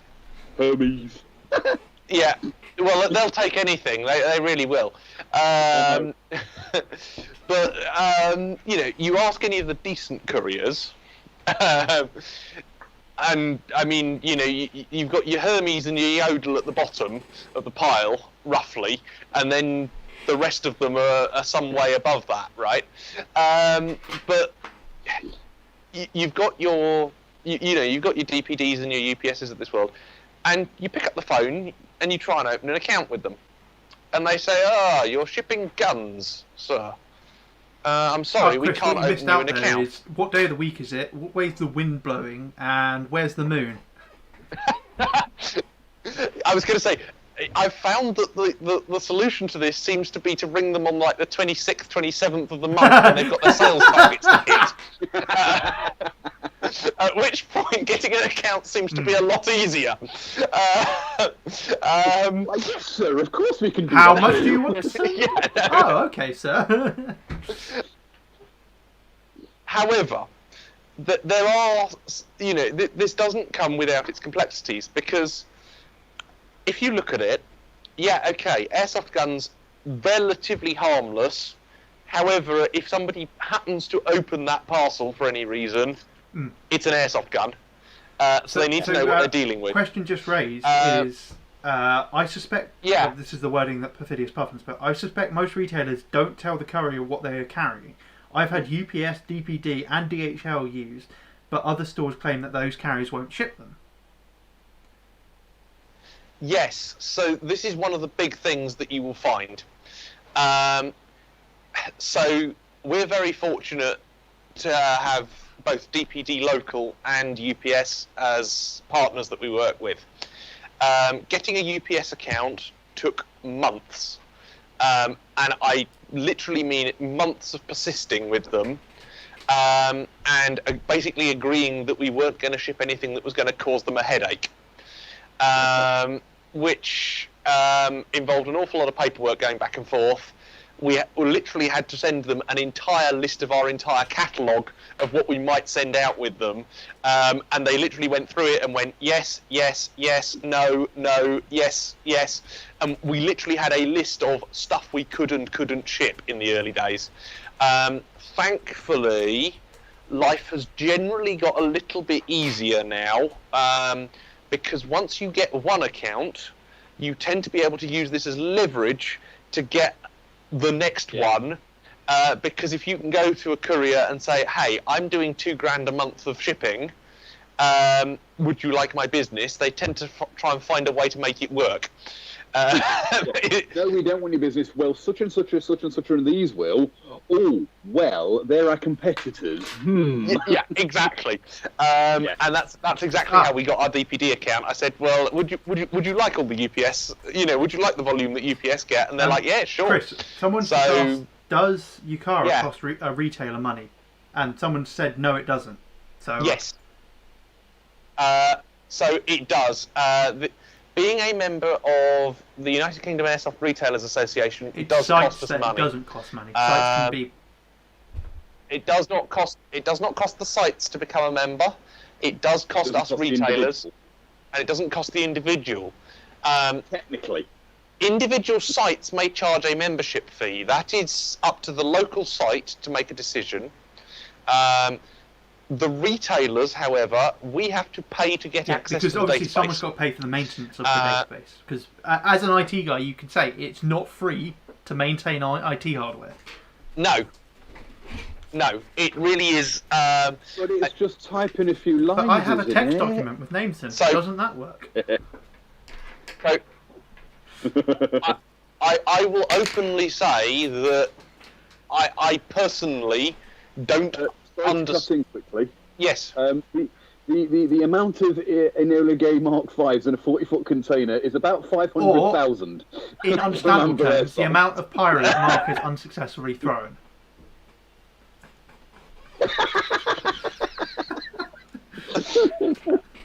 Thanks for that, AATV. That's a very useful stat for us. Somebody obviously took the dimensions of a container and the dimensions of the boxes and worked it out for me. Thank you. Yeah, so Yukara database. I still don't quite understand entirely where all the money goes. I'll be totally honest. I'm not going to disclose the exact amount we pay, but I think it is public knowledge. It is the same for every retailer, though. I don't entirely understand where the money goes. However, it is a necessary evil that we kind of have to put up with as a retailer, and without it, I'll be totally honest, we'd be quite stuck as a retailer. Yeah. Because it is just expected that retailers have access to the database. It's not something that we opted to do as we need. It wasn't a thing that we chose to do just because we felt like it. Just correct me if I'm wrong. I thought the Yukara database is maintained by one of the retailers, or has it changed? As far as I'm aware, there is one particular retailer in question that does seem to have quite a lot of influence over it, but that's not to say that I don't, it is definitely an independent entity from the point of view of the party that we sign a contract with to get access to it. We definitely make an agreement with the Yukara database organisation rather than any particular other retailer. So it is not a. I would not say that that retailer having the level of control that it does is a significant factor in everything. I think it is just a convenience because that particular retailer happens to be one of the founding members Well, funny of enough, the system. it was founded by the United Kingdom Airsoft retailers. Like, that's the point of it. Exactly. While we're on it, the whole my point of the UCARA database is not to protect the player, it's to protect the retailer. No. This is absolutely the case, and one of the biggest mistakes that new players make when we get them in the shop is that they seem to think that they need some kind of license. What are they, double O agent? And please don't all scream in the comments because we know, and we usually spend about 20 minutes or so explaining that the way that this system works is that as a retailer, we have to reasonably prove beyond all doubt that you are somebody who plays Airsoft. Or are going to be using it for one of the valid defences. Or for one of the... yeah, absolutely. Have a legitimate reason for purchasing a realistic imitation firearm. And precisely before we go that. too deep into it, if you guys watching haven't seen it, AATV actually did a live stream on the laws around Airsoft in the UK and the history behind the laws a couple of months ago. Did indeed. And it is very informative and covers this topic in extreme detail, and I highly recommend checking that out if you're interested. Yeah. James Adams just made a good point. He says, I think British people just expect licenses. Yes. But fundamentally, the key thing is that the database is actually there to protect us as a retailer from the legislation, because the legislation does not make it illegal for you to go out and buy an airsoft gun from somebody. What it makes it illegal to do is for me to sell it to you without a valid defence. And it is the person who does the selling that is the one that commits the offence, not the person buying. Exactly. And a lot of people just don't fully appreciate that a lot of the things around site membership, UCARA database, valid defence, etc. It's all backwards from the way you might expect it to be. Yeah, it's not to protect the consumer, it's to protect the retailer. Yeah. And because it's all backwards to the way that everyone expects it to be, the end result is that you get this, you just get this sort of bemused look off customers on a semi-regular basis going, but how does that work? It's a weird one, but it actually makes sense when you think about it. So it does make sense, because if a retailer can't sell, then you can't buy, which means Airsoft will die can't make a eventually. profit off of it. So Call Sign Omitted has just said, I've heard a retailer say that time at their range counts as a defence. The same retailer also poo-poos UCARA due to the fact that criminals are painting real firearms blue not to get shot. That to me sounds a bit like a retailer not wanting to pay the UCARA database membership fee. Yeah. That does, doesn't it? I mean, I won't comment on individual cases. There are a number of retailers in the UK who do not believe that it is a sensible thing to do to be part of the database. I respect that decision. That we were not a member for quite a number of years, and were able to do appropriate player validation checks with individual sites. UCARA is not the only defence. UCARA itself is not a defence. We all know, and a lot of others is not a defence. No. UCARA is... It is a register of... and that's why exactly. Shops that run at sites can, if they want to, sell to someone on the game day, because they have a reasonable defence of they were at a game day playing the game. Admittedly, I don't think it's the best way to do it, because you can just get one person who comes for one game day, buys from the shop, and then never comes again. But they can do it because that is a valid defence at that point. There's another reason why... They have paid money, they are on a site, they have been playing the game, they have bought from me. End of. Which is another reason why I would say a vast majority of sites twin having a Yukara with their membership. If you become a member, you can then get your Yukara for free on top of your membership. Yes. And as I say, we were able to do an awful lot of player validations over the telephone with sites. Unfortunately, what we started encountering was a number of sites that were refusing to validate players over the phone because those players were on the national database. The result of this being that essentially if you didn't have access to the database, they weren't interested in letting their customers buy from you, which we found to be a very counterproductive situation for both of us.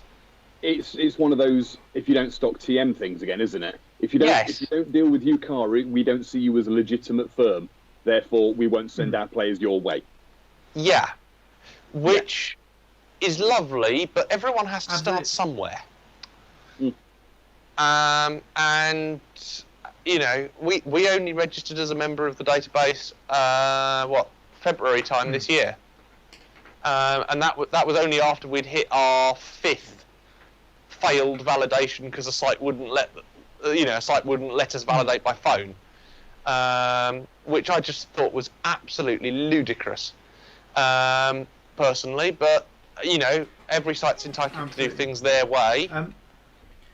So just coming back to that question about the fact that criminals are painting real firearms blue, I don't know about you, but I'm pretty sure if someone was using a gun that was painted blue or yellow or any other brightly coloured manner in a very threatening manner, and the firearms team was called on it, if they felt like that, that gun was being used in a threatening manner and could they have any inkling that it could be a real firearm, guess what? They're going to be putting shots on that person, you know?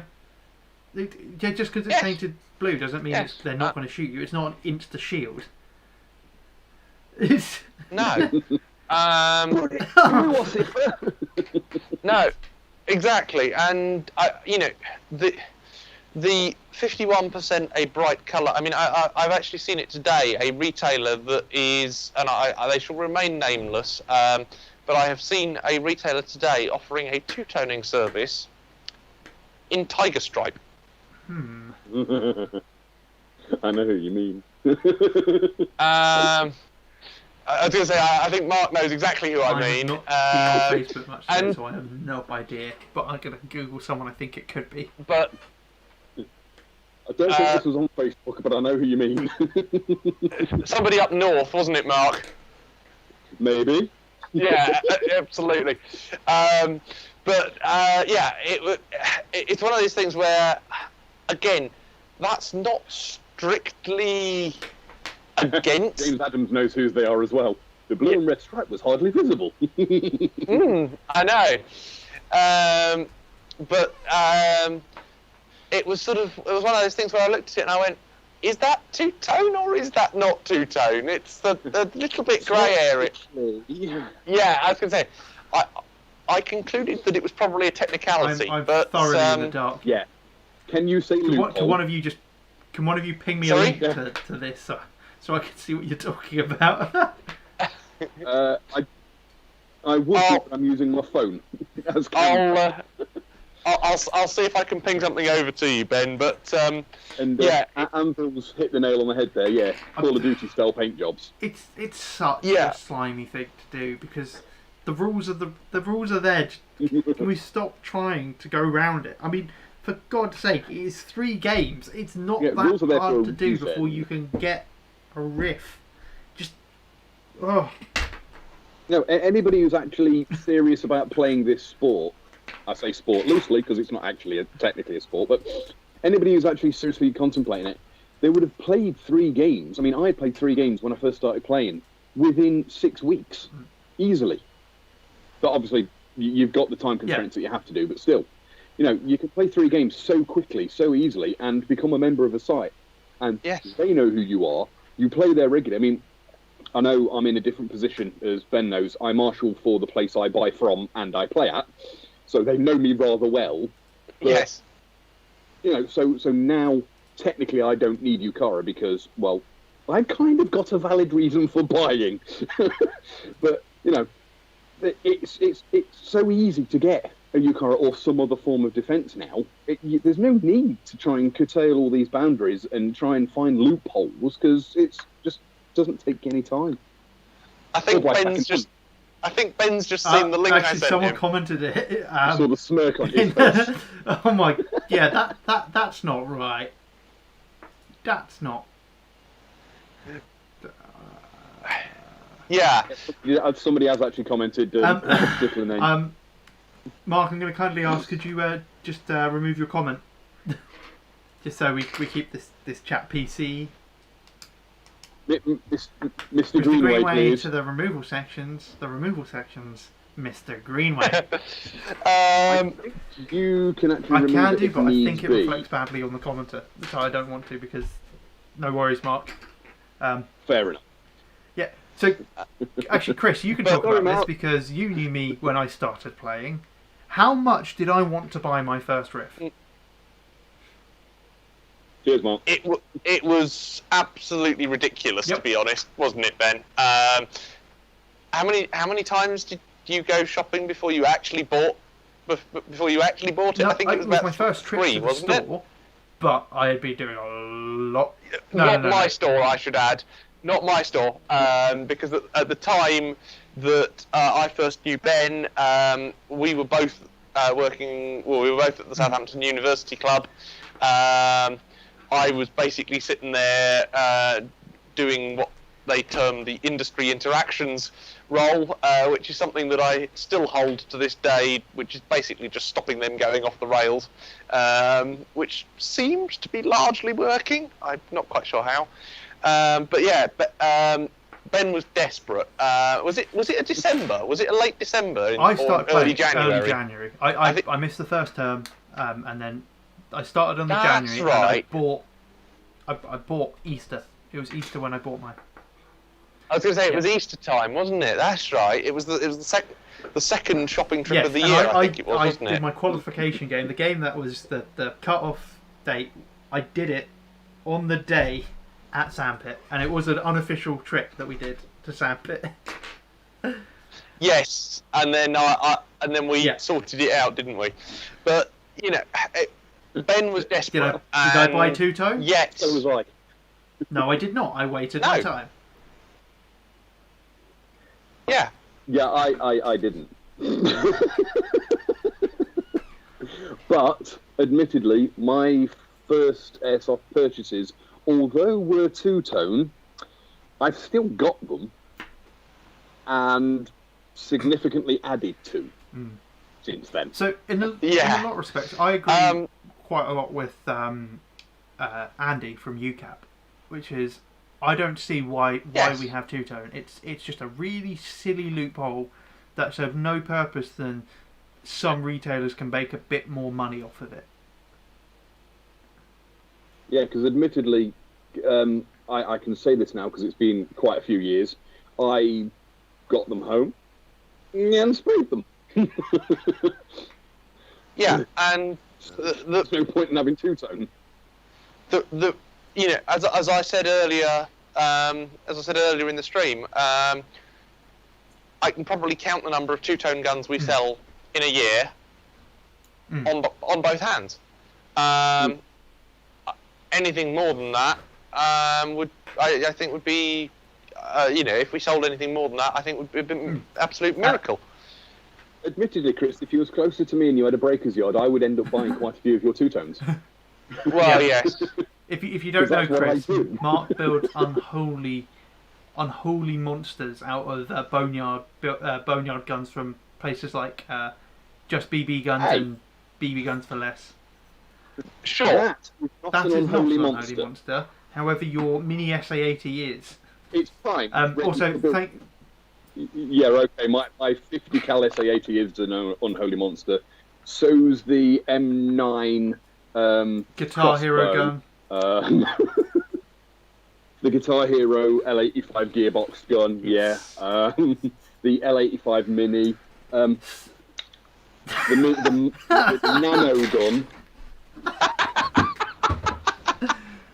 Hey, it runs off of 14 volts and has a VSR in a barrel.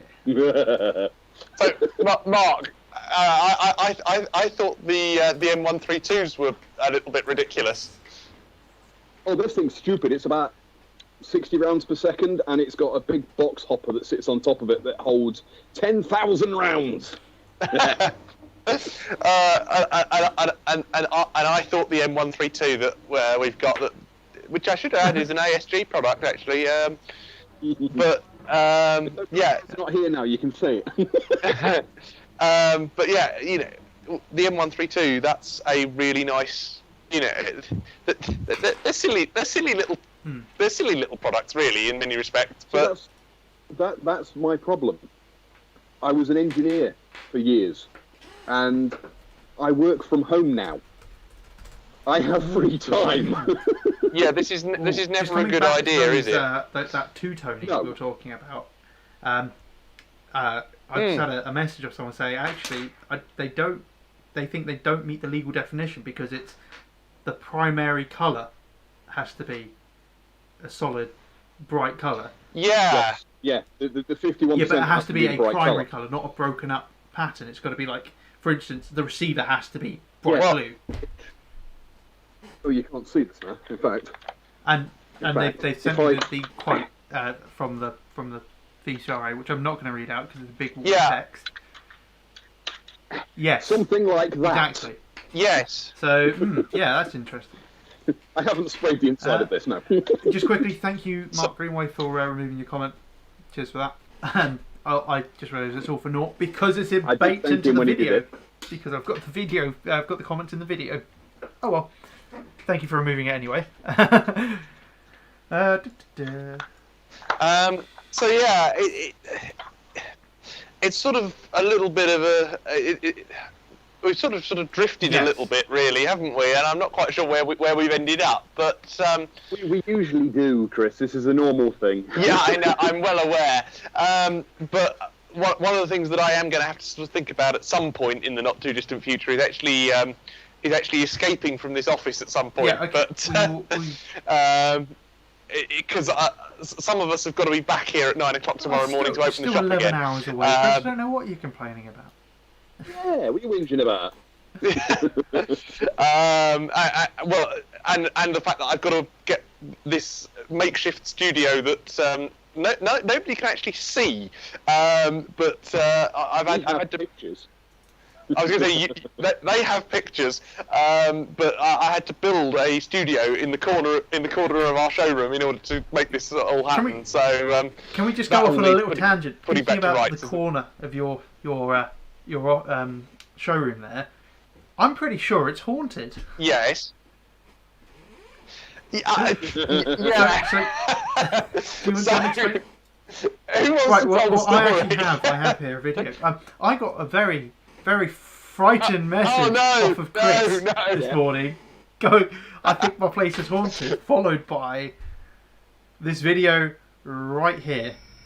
So this is the security feed from the showroom yesterday evening. Just out of nowhere, the neutral cases get thrown across the room. Once this video is played, Anvil has just made a very good point. It says, is Chris prepared to talk about margins on AEGs very quickly before he goes and how tight they can be? Absolutely. I am more than happy to talk about that. It is... As it is a behind-the-curtains job, so yeah. Yeah, absolutely. I'm not going to give exact numbers, and it wouldn't be proper for me to give exact numbers. No. But what I can say is that margins on AEGs, certain AEGs from certain manufacturers can run into these single-digit percentages. There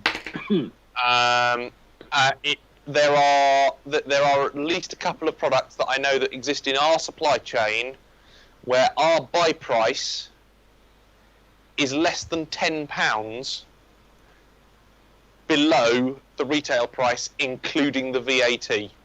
Yeah. It doesn't surprise me one bit. That means that in some cases we could be buying a £300 gun and selling it for £310 in order to And remain at that point, competitive. you're losing money. At that point, we might as well not be. We might as But well as you were not be saying buying earlier, it. part of it is you have to have some of these in stock because otherwise you're not considered a proper retailer Yes. without them. And I mean, if I hope you don't Yeah. mind me saying, but you messaged me. You were talking to me about TMs the other day, and you're saying you were purely stocking them. Yeah. You know you're not going to be able to make a markup on them, but you're purely stocking them because someone said you couldn't stock them, and you were like, well, "I can." Yeah. But Yeah, why don't you stock them? Fine, I will. Yeah. The reality is that I have space in my warehouse. If I can keep moving other stock in order to keep those products available, then that is what we will do. There are some products where our margins are relatively high. I won't lie, but there are certain products that where the margin actually runs into the hundreds of percent. Not at the AEG level, obviously, but so, there are certain products where the margins are high. But I mean, that happens in virtually every retail area. I was going to say, that happens in every retail business. Margin and stuff that is brilliant for margin. It happens every business. You've got to have the high margin stuff to make it worthwhile having the low margin stuff. Yeah, and I hope you guys won't mind me going off on a little bit of a tangent here, but part of the way that our ordering process works is we have a target margin percentage for an entire delivery. Yeah. We also have a target margin percentage per month for what we order in a given month. Provided that our total order volume for that month that we order from suppliers can generate us that target margin percentage, we're okay. Yes, we might not sell some of those products for 2-3 months in some cases, but as long as the monthly margin is generally okay and healthy, we're generally okay. I'm not going to pretend that the last 3 months has been terribly easy. A lot of our ordering does actually happen months in advance because of what I call the China shipping problem. The fact that boats are involved. You just need me and Alan to live closer to it. You'll hit margin every month. Well, yes. If you're buying new guns every 2 minutes, then I suppose you would. For example, our latest G&G delivery that arrived at the end of April was ordered at the end of January. It still didn't have any Lee Enfields in it. Now, I'm not even going to pass comment on that, Ben, because you know what my thought on that is. And it's a sad thought. But yeah, it is a case of.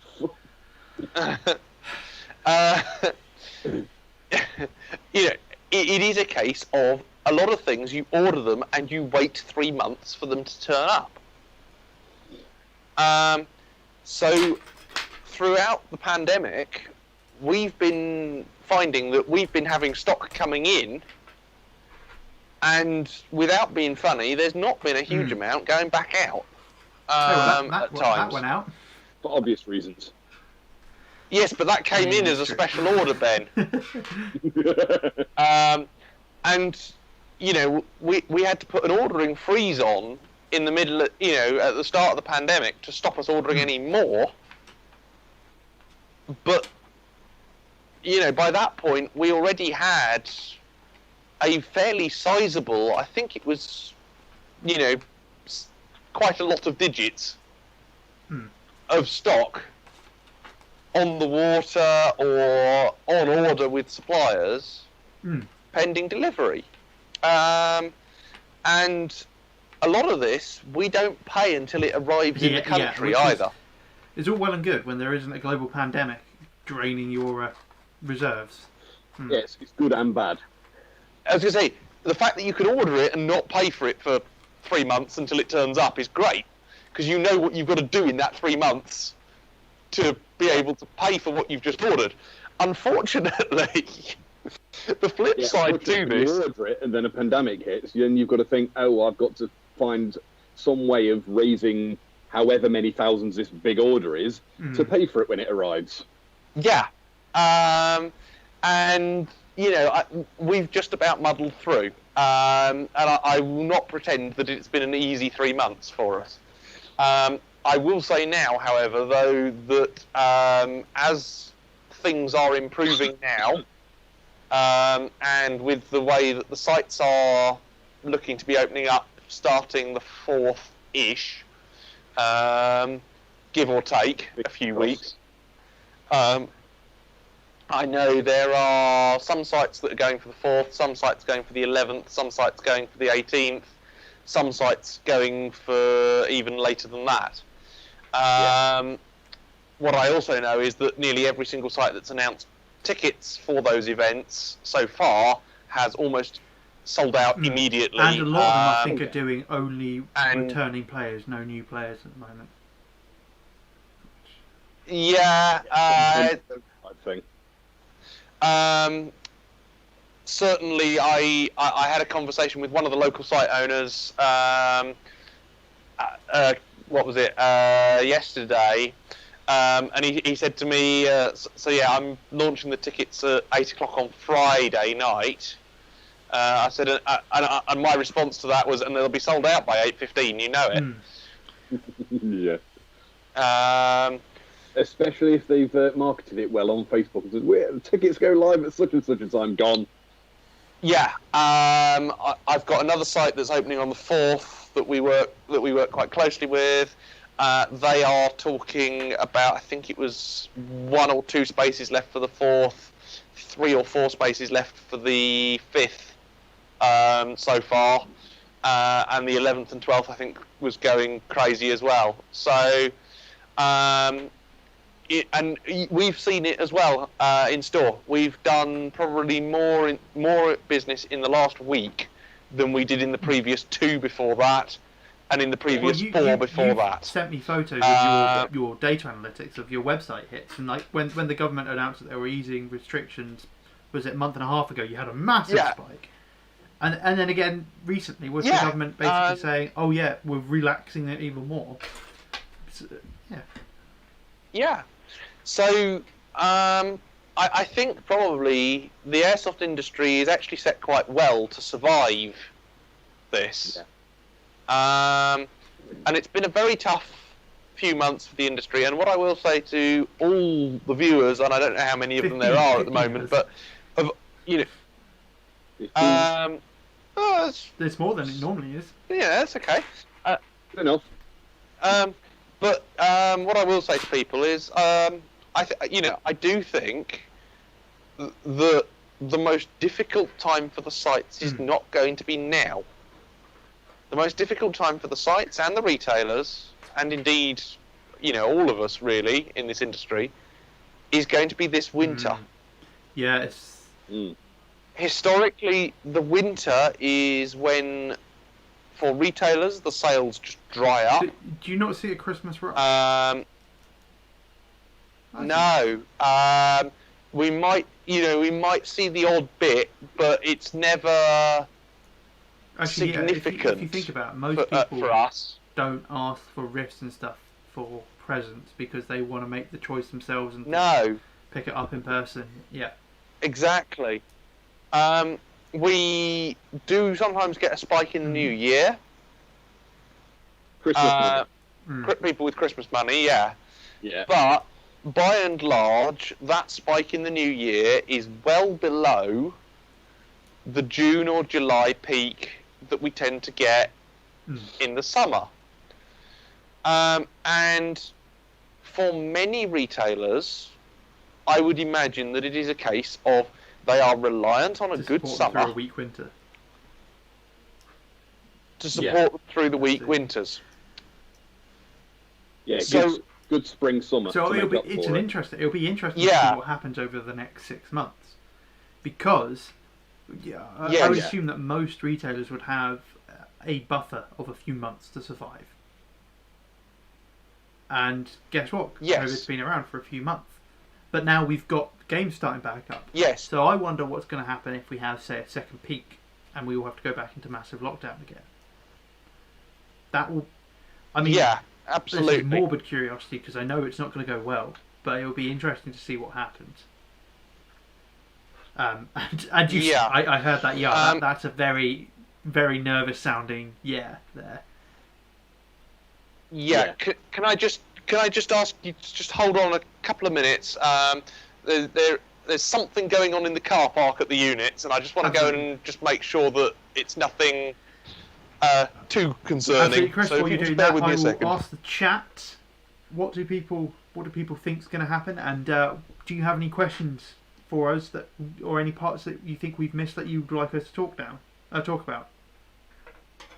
Cool Sign Omitted has made a good point. It's put, when you can't play, you won't buy. Naturally, I commented, you buy too much. You got the two ends, but obviously with people getting furloughed, laid off, or in my case, working full time and on reduced salary. Also, you'd think they would up your salary if working on a skeleton crew, wouldn't you? Well, we're not on a skeleton crew. They haven't furloughed anyone from my work. Everyone's taking a pay cut for the time being, but hey ho, which is fun. So let's see. Sorry, James Adams put, well, you can't when you can't play, you can afford to buy. Very true. It is very true. Mr. Alan Perkins in the comments is case and point there. He's not been playing. He's doubled his Airsoft collection during lockdown. I thought he had loads to begin with. No, he at the beginning of lockdown, I think he only had 12 or 13. He's now got 26. Right. A very important question's come up in the chat that I feel we need to address. Where is the Unicorn Lee Enfield? Well, this is what I've been wondering. Because G&G... As Chris is no longer G&G have been talking about us. that Lee Enfield for, I think, three years now. And the latest I heard, and I commend Mark because I see him every week on Airsoftology's channel, asking where is the G&G Lee Enfield. As far as I've heard, they've basically either downsized their engineering team or diverted some of their engineering team off of the Lee Enfield project onto other projects, probably the ARP9, ARP556 and ARP9 and the AK equivalent. And basically don't have the engineering resource to fine-tune the Lee Enfield design because it's not a old design restocked at all. It is completely ground up design with the new feed magazine design. So that's where the Unicorn Lee Enfield is. It's stuck in engineering limbo at G&G HQ. Why doesn't English Kiwi manufacturing is not a proper thing at the moment. I still need to I still need to register as a company. And English Kiwi Manufacturing does not make much money. It's certainly not to develop an entire rifle. Anubis, Chris's store is Super5ives. Chris, it's Chris, do you want to give a little spiel about your store? Well, I don't want this to turn into too much of an advert. That's for certain. So for those that sort of missed it at the start, I run Super5ives, and we originally came from the paintball background and sort of moved into Airsoft as well, and basically decided that we weren't going to bother changing the name because we felt that we just couldn't be bothered. You know, why bother changing something that sort of makes you stand out? You to know, be fair, your name works don't very fix well it. if you shorten it to Yeah. SF Airsoft, Special Yeah. Forces Airsoft. Yeah, exactly. Well, quite. We you know, we've tried with all sorts of things, and you know, from where I'm sat, you know, what we're really about is good, honest service that, you know, delivers on what it says it's going to deliver reliably 100% of the time. For me, you know, if you don't walk out of here as a happy customer, we've failed. Absolutely. That's how I see it. And Whether that's with a product or not, we've failed if you don't walk out of here with Absolutely. you know, as a happy customer. And part of how we do that, you know, part of how we do that is by putting an awful lot of investment into technology.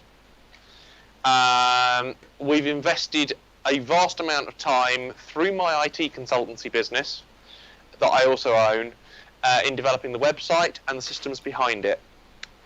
That means that unless somebody's been really, really stupid, and it does happen, you know, I can't fix human error, but we aim to have our stock levels 100% right 100% of the time.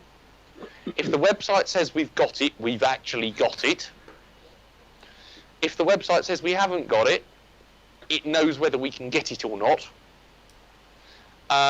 And fundamentally, the website runs the business. We just sort of sit here and be the pretty face of the business that uses the tools we've built to deliver that level of service.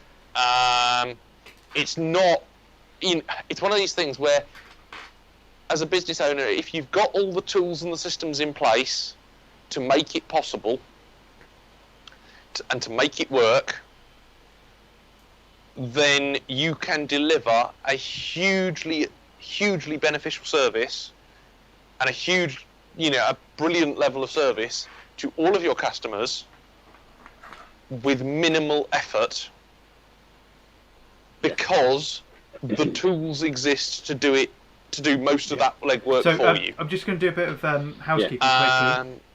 You're literally just there to be the. Yeah, but so you're literally just there to be the human element. So just Yes. just a quick one. Chris is not sponsoring me or paying for airtime at all. Chris is generally a mate, and that's why he's on here. This isn't just to push Super5ives or anything. And also, full disclosure, Chris is also partnering with me, or I'm partnering with Chris to produce the EK3 rails, which I guess we can talk about a bit because we both. We can talk a little bit about that and what's going into that. Yeah. And as you can see, Mark down there is a very excited customer. And as I've said many a time, Mark, no, you're not getting a discount off me. If you want a discount, you need to talk to Chris. Chris, old buddy, old pal, who I've never met in real life and only met you for the first time today. You're gonna have to come down here and see me. As long as you've got coffee, I'm a coming. Fair enough. Good one. While you were investigating the car park, Mark was asking, not this Mark in the comments, Mark Greenway was asking, where is this G&G Lee Enfield? And we were saying that basically they don't have the engineering staff, and they've had to transfer onto other projects. And he's saying, damn them, instead of making something wonderful, they're making godforsaken speedsoft guns. Well, funnily enough, those are the guns that everyone are liking at the moment, and those are the ones that are selling. So of course they're going to invest the time into making the ARP9, the AR556, and the RK versions of them, even though they're not to everyone's taste. Yeah, and as unfortunately our business goes, that's what's going to pay for their research and their development into the Enfield. As much as I love the Lee Enfield, not many people are going to buy the Lee Enfield because it's a gas sniper rifle or gas bolt action rifle with an 8-round mag. Like, it's going to be a fun gun. Yeah. If that's what you like, but for most people in Airsoft, they're not going to buy it. It's going to be a very niche gun. Yeah, and it for a lot of people, I suspect it will just be a wall hanger. Yeah, because I won't use gas sniper rifles. Um, I want one, but I don't use them. I'm going to try and use it. No, but this is exactly it. Without being funny, as Will was saying earlier, you have to make the stuff that's going to sell. Oh, yeah. If you don't make stuff that's going to sell, and without being funny, if we don't stock stuff that's going to sell You're as a not gonna make any retailer, then we're not going to make any money. And yes, we're all in this to make some money. Yeah, sure. As I said earlier, my ethos is that we've got to be right, and we've got to be sensible about it. But fundamentally, for a business to be successful, it has to make some money. And if the business doesn't make any money, the business goes down the pan. Here's one for you, simple Chris, as that. to address. Again, it falls back to the whole It margin does. thing, doesn't So it? someone's just said they're guessing you're quite well positioned for the speedsoft market, seeing as it's a kind of a mix of paintball and airsoft. I wouldn't necessarily say speedsoft is a mix of paintball and airsoft, because not all HPA is speedsoft. No, But- no. I would question that. We are quite well positioned. I will certainly agree with that. Having an understanding of both. But what I will say is that Speedsoft covers a huge number of different styles. There are a lot of different sub-styles of it. It is not something that it's not something that Speedsoft looks specifically like one type of thing. There are a lot of different varieties of style of play within Speedsoft. There are some people for whom the ARP9, sticking down stupid rates of fire, dashing off down, down roads and down passageways, that's Speedsoft. There are some people for whom it's relatively open fields with barricades in the right, in the right places in inverted commas that just sort of conveniently make it a little bit like a tournament paintball field. But that's two different sides of Speedsoft, and there are plenty more. So I wouldn't say that we're well placed for it. We're better placed than some, sure. But you don't build you don't build custom guns. The only type of teching you do in your store is fixing it so someone can go play with it, which is different from people who build guns with ridiculous rates of fire and hair triggers and all that stuff for Speedsoft. One of the comments was, but what about the Type 64 G&G are releasing with the remote? That's a niche market. It is, but I have a theory that that's probably come off the back of some defence force somewhere ordering those as training rifles, because funnily enough that's where Airsoft came from. Probably. Airsoft started as a training simulation system, and that's and in fact I just looked up the Type 64, although superseded by the Type 89 in Japan, is still used by people like their self-defense forces and Coast Guard. So I'm wondering if they needed some training rifles and wanted the ability to control what they do, hence why it's got that funky remote. And that's how you do get some of the niche guns, it would probably be military or law enforcement requested. And you were saying last time, when we did the interview a year ago, about how G&G weren't taking orders for several months. Probably because they were filling out a large order to go to someone. Yeah, and it is very much a case of a lot of the Airsoft products. What you find is that the common stuff they make in good batches, and they just keep making it, and G&G will keep churning out CM16 Raiders till the cows come home. And then some, but as you say, some of the more weird and wacky and obscure stuff, almost certainly what has happened here is somebody's placed an order for X number of them, and G&G have gone, how do we deliver that order? And they've gone, we'll make X plus 50 or X plus a couple of hundred, just in case we got a couple of failures. Because without being funny, places like G&G probably have a relatively mediocre to high failure rate in places on certain bits of their build.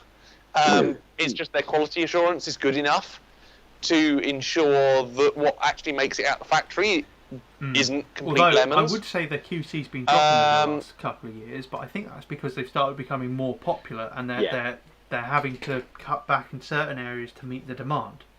Yeah, they're stretched. And yes, you see it everywhere. You get waves, almost like sine and cos waves of manufacturers becoming more and less reliable throughout time, and you'll get kind of like a popularity versus reliability like lag.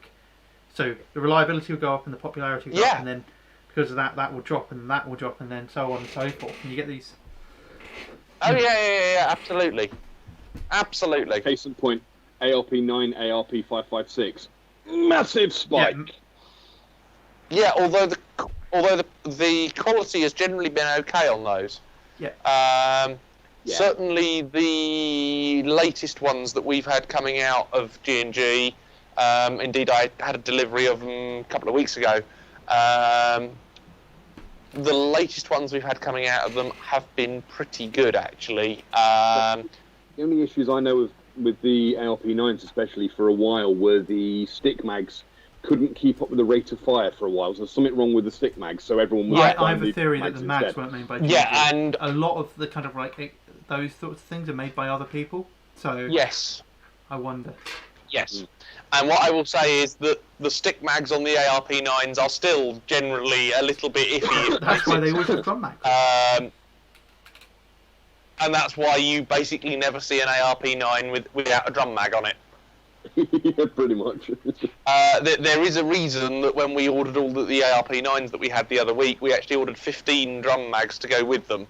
Well, people would come in and go, yeah, I want an ARP9, but I want it to work, so I'll have the drum mag, please. Yes, and I will say that that we actually took, I think it was 10% of the drum mags that came into the country on that occasion. And if... just simply because we knew we were going to need them. It is. It's just difficult sometimes for the manufacturers to gauge what's going to be popular and what's not.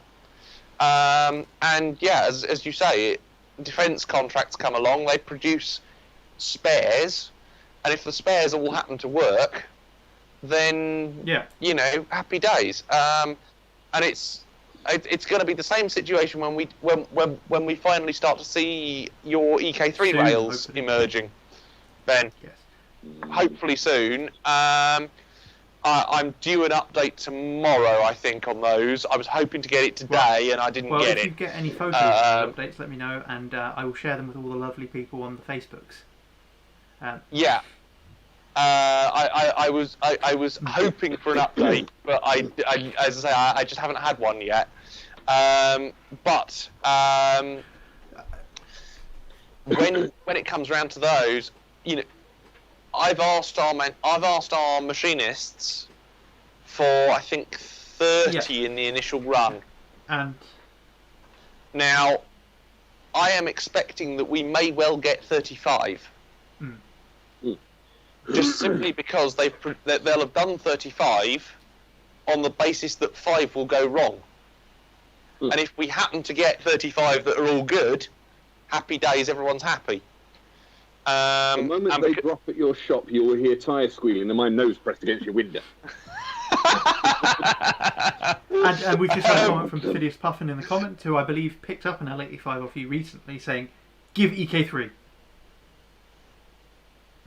Right. But, I'm hoping they're not that far away, guys. I really am. I'd love to say that I actually have a date for you, but I don't. I know that the machinist that we're using is massively understaffed and overworked at the moment. He has had NHS contracts to deal with, I believe. He has a very large customer that he has to deal with, who, I'll be totally honest, screw stuff up on a weekly basis. And then it becomes his problem, not the customer's problem, even when the customer specced it wrong in the first place. We need 20,000 of these, or actually no, it's one big, very complex thing, but we need it yesterday. Yeah.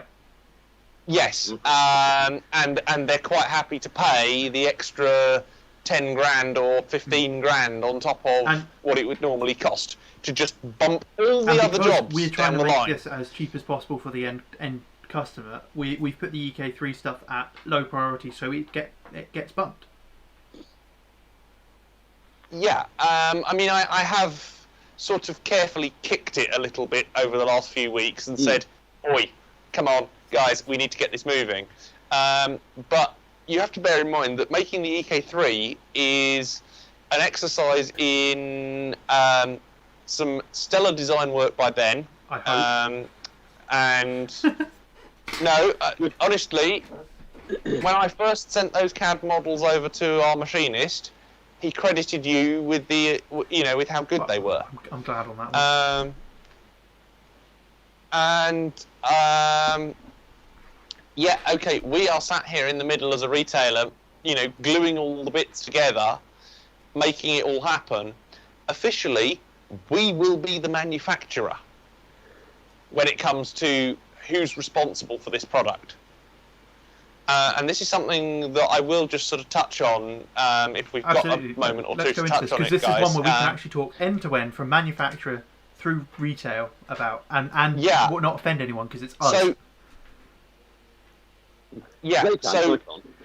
So one of the things that that people probably don't understand necessarily is that for every product that is placed on the open market and made available to consumers in the UK and the EU, that product must have a responsible party. That responsible party is the individual, the company, etc., that is responsible for ensuring the quality, the standards, and the adherence to all the regs. Now, for something like the EK3 rail system, this is actually relatively simple because it falls under something called the General Product Safety Directive, which basically says you're going to make sure that nobody can hurt themselves with this product and nobody's going to, and it's not going to kill anyone, basically. So as long as it doesn't have any dangerous substances in it, and it doesn't have any sharp edges, you're pretty much good to go. I spec'd in the design, right? In the radium. Moving swiftly on. Now, for more complicated things like batteries and battery chargers, there's an awful lot of actual regs around that. I mean, for starters, shipping batteries is a nightmare because they're particularly lithium ones, because the couriers just don't like them again. Because they watch but yeah, but the bigger issue is actually the battery chargers, believe it or not. And we had to change our battery charger manufacturers that we use to supply us with battery chargers because we used to stock the Turnigy AccuCell chargers. And what it turned out was that the power supplies that we were being provided by our supplier were not the original power supplies that Turnigy should have shipped with them. Now, Turnigy don't ship power supplies with their chargers. This is the fundamental problem here. Turnigy don't actually ship a power supply with their chargers at all. And trading standards said that when we combine the two items together, so the charger and the power supply, if we combine those two together, we become the manufacturer, and therefore we become liable for the product's safety. I couldn't really see how this happens, given that we have product A, product B, and all we do is sell them together. The people that sold us those products in the first place are actually UK suppliers, and are also governed by the same regs that we would be. But apparently it's us that's combining them together. Therefore, we're the manufacturer. And I was a little bit perplexed by this. But they said by far the best thing to do is to buy chargers with an integral power supply. So we've changed our supplier of battery chargers. We still use the same company, but it's a different charger that we now buy from them. Which instead of having a separate power pack, actually just has a 3-pin cloverleaf mains cable plug socket in the side. And lo and behold, trading standards really couldn't give a damn. So it's sort of, we've had one run-in with trading standards over battery chargers, eye protection, a few other bits and pieces, and the only reason was that they were just desperate to make sure we were compliant with everything. And yes, things like the EK3 rail, molly pouches, clothing, that sort of stuff, generally there's not too much to worry about. You have to be a little bit careful on the clothing side because there are certain regs you have to adhere to with those, but it's not anything too serious to worry about. The bigger problem comes when you get to the electronics, the electrical, the mechanical as well, believe it or not, is also part of all of this. Mechanical moving parts, you could hurt someone with that. So. Yeah. We're quite careful about which manufacturers we choose to stock, because there's not necessarily a guarantee that all of the manufacturers would look after us if something happened. This was something we discussed back when we were first sorting out the EK3 rail. Was wouldn't it be cool if we could sell an EK3 rifle and have the rifle with the rail on it? But at that point, even if the original rifle was made by G&G, we would be classed as the manufacturer. So if that rifle, if it wasn't the EK3 part that conked it, but say the piston stripped, we are then liable completely for the fix of that and that product. Yes. And we'd have to go to G&G and ask them for the parts. Because we don't just magically have the parts necessarily. So this is part of the reason why we're very, very, very careful about what we do and what we don't do. Because if it's something that's consumer assembled and only covered by general product safety, your life is easy.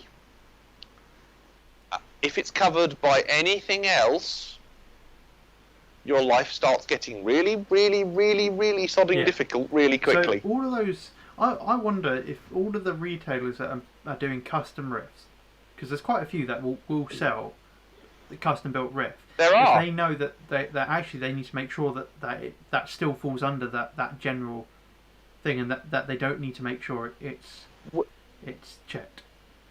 I can't see any way where certain retailers that are doing custom builds, I don't see any way that they could offload any of the liability. Because I'm seriously debating building some A3 specs using the EK3s and selling them on. But then, as you were saying, now I'm like, it would be really cool to do, but can I afford to do that? Because if one of those has a fault and I have to then fix that fault, that's a whole chunk of money gone, and I could end up being at a massive loss because the quality control from the original manufacturer of the rifle was just not up to spec. Yeah, and this is something that I'm not convinced that retailers necessarily all fully understand. There's an awful lot of parts to being in retail, and I think a lot of people think it's easy. It's not. The only time that it's approximately easy is when you are buying stuff from somebody that is either inside the UK or the EU and punting it on to end user. Well, not necessarily drop shipping, but just buying it and then selling it straight on. Yeah. No changes, nothing. So, and if that's happening, then in practical terms, if anything came back to you, you could just pass it straight up the chain and say, well, look, I bought it from these guys, sold it as is, therefore, yes, while we have to deal with the warranty situation, in practical terms, we can just go, yeah, that's their problem, not ours, particularly if there's any safety issues. Whereas the moment you start doing custom tweaks to something, even if that's as simple as replacing a barrel, fitting extra components as standard, fitting a MOSFET that wasn't there originally, all of that sort of stuff, much as I hate to say it, effectively turns you into a manufacturer. So every hobbyist tech out there who charges money to do tech work then technically becomes the manufacturer of that firearm or that riff. So, no, this is the interesting thing. So, if they are providing a service to fit parts for a customer, but they did not sell them the original product, and those upgrades are not part of the original purchase transaction, then but no. If you're a shop selling a upgraded gun that you have done yourself, then yes. Yes. Yes. It's part of the reason why we don't like upgrade work. Other than fixing work. Other than fixing stuff.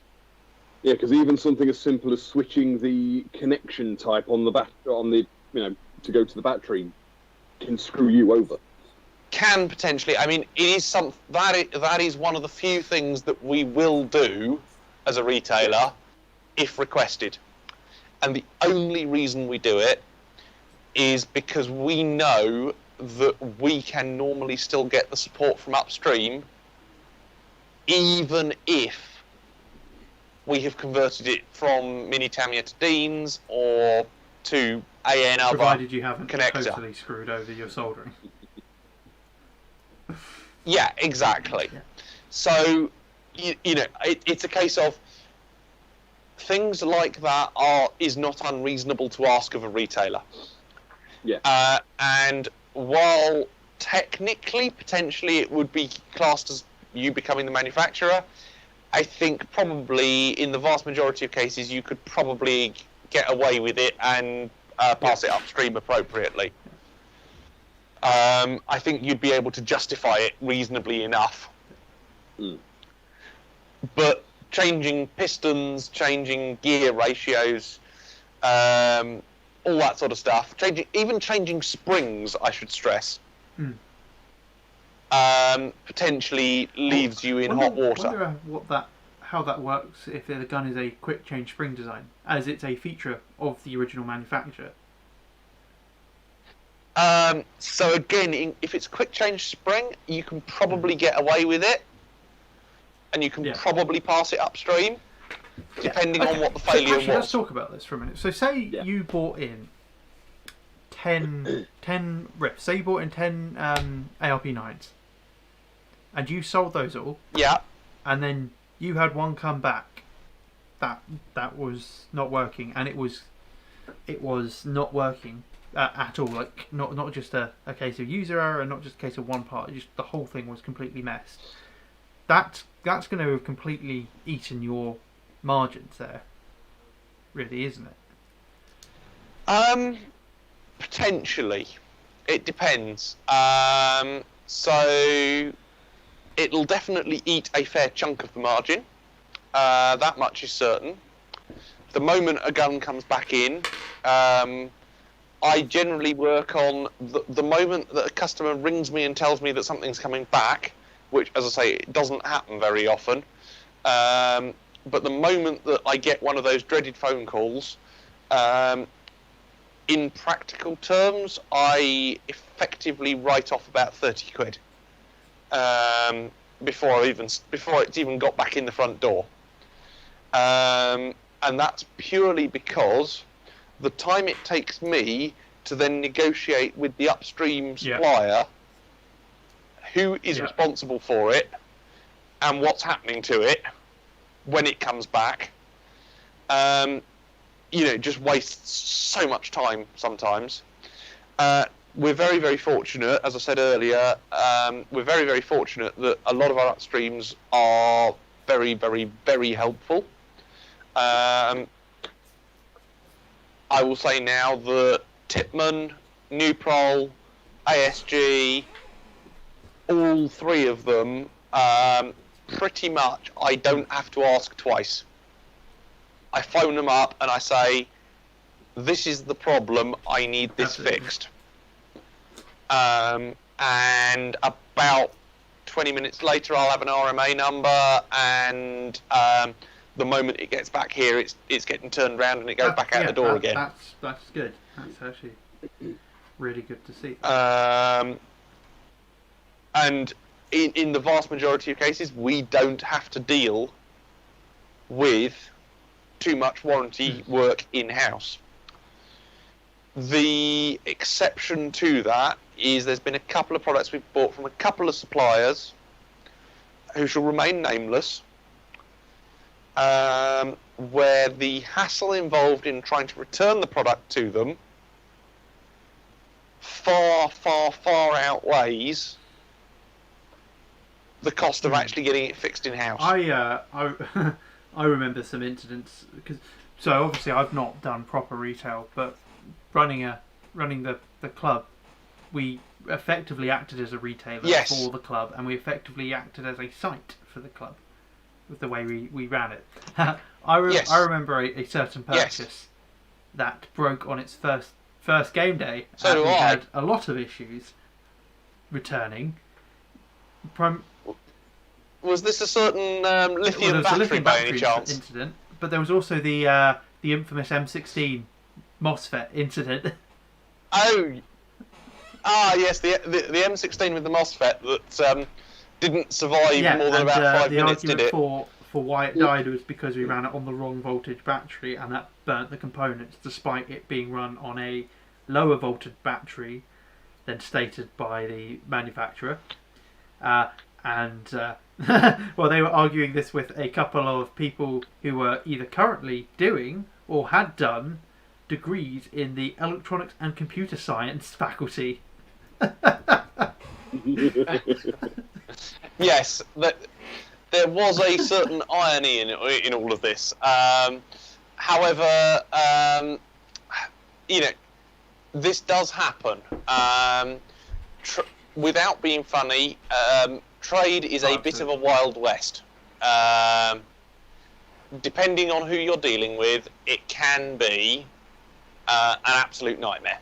I have a couple of suppliers that I absolutely love dealing with.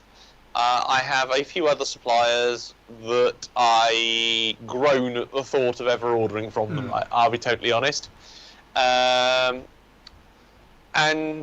we just can't work one way or another sensibly with some of the other wholesale. It doesn't, there are some wholesalers to us that basically say you're on your own once you've bought it. That's a bit of an interesting stance to take, but hey ho. I guess that protects their profits. I guess. Yeah. Unfortunately, those particular suppliers that do that to me tend to find that they don't get a huge number of orders from me and then get upset about it. Yeah. Can't think why. No. And I had one that threatened to close an account, and I basically said, well, look, do you want any business from me or no business from me? Yeah, it's a lot. Yeah, I think a lot of people forget that a lot of the times if they're dealing with a retailer, they're actually dealing with quite a small fish, and that the retailer's actually got to deal with a lot of bigger fish that sometimes aren't the most helpful. Yeah, I was going to say sometimes it feels like rather than dealing with another fish from the same school, you're actually dealing with you're actually dealing with a dolphin or something else that you don't speak the language of terribly well. That's a good point. Talking about that is some of the distributors and suppliers are also retailers, and yes, through that they can effectively make it almost impossible for anyone else to sell the products that they're B2Bing, because they fix their B2B price all of like £4 below their retail price. Yeah, it is getting better. I'm not going to lie, it's getting better, but without wanting to be too funny, I mean, this is part of the problem that we have with Tokyo Marui. There are only a handful of importers in the UK. 2, I think it is at last count, that are actually of any real it's a shame note. Rob's not on, because he was looking forward to talking about Tokyo Marui, but Tokyo Marui don't export Tokyo Marui. No, the Marui supply chain is a bit weird. And he didn't get to show off the toy train gun thing. Oh. No, he didn't. Yeah, we'll have to get him back for that at some point. Yes. But at the time. But no, the Marui are a bit of a lottery, and essentially Marui will only sell. This is as I understand it from being right at the bottom of the tree here. So, if anything that I say is incorrect, it is purely my misunderstanding of something that I've been told by my supplier, who is in turn being told things by their supplier, who is in. There's a little bit of Chinese whispers Surely here, I'm sure. Whispers Well, I was just thinking that, Ben, but yeah, I nearly actually said Japanese whispers, and I thought better of it, and then you decided to say it for me. But no, my understanding is that Marui basically won't sell to anybody outside a Japanese company. Anyone who they definitely won't sell to anyone who doesn't speak fluent Japanese. Yeah. This makes ordering from Marui really, really quite difficult for us Brits, because most of us don't speak Japanese. As we heard earlier, unfortunately this is pre-live stream, Will does speak Japanese. Yes, which might have something to do with the fact that his profile states him as a super anime lover. Now, if you want to order from Marui and you're in the UK, you need to find a Marui exporter. Now, my understanding is that there's 4 of these in Japan. And then, of course, people like myself who want to order Marui, by far the easiest solution is to deal with a UK company that already imports it. Now, the next bit of the fun and games comes in what I call product roulette. What TM product is coming to the UK this month? Yeah. Pretty much. So my understanding of how it works is I place an order to my UK Marui supplier. My UK Marui supplier attempts to place an order with their supplier in Japan, the exporter in Japan. Now, the exporter in Japan might say we haven't got these things, because the exporters in Japan don't actually have any warehouses. They just really. What? So they're effectively drop shipping off of Marui if they can get whatever Marui's making. I think they've got space for sort of maybe 20 or 30 pallets worth of stuff, which they're using to build up pallets to ship to export countries, and they're basically reliant on having these products on these pallets. Makes sense. Now, it would appear that they're quite happy to nick products off someone else's pallet to fulfill someone else's order. Of course they are.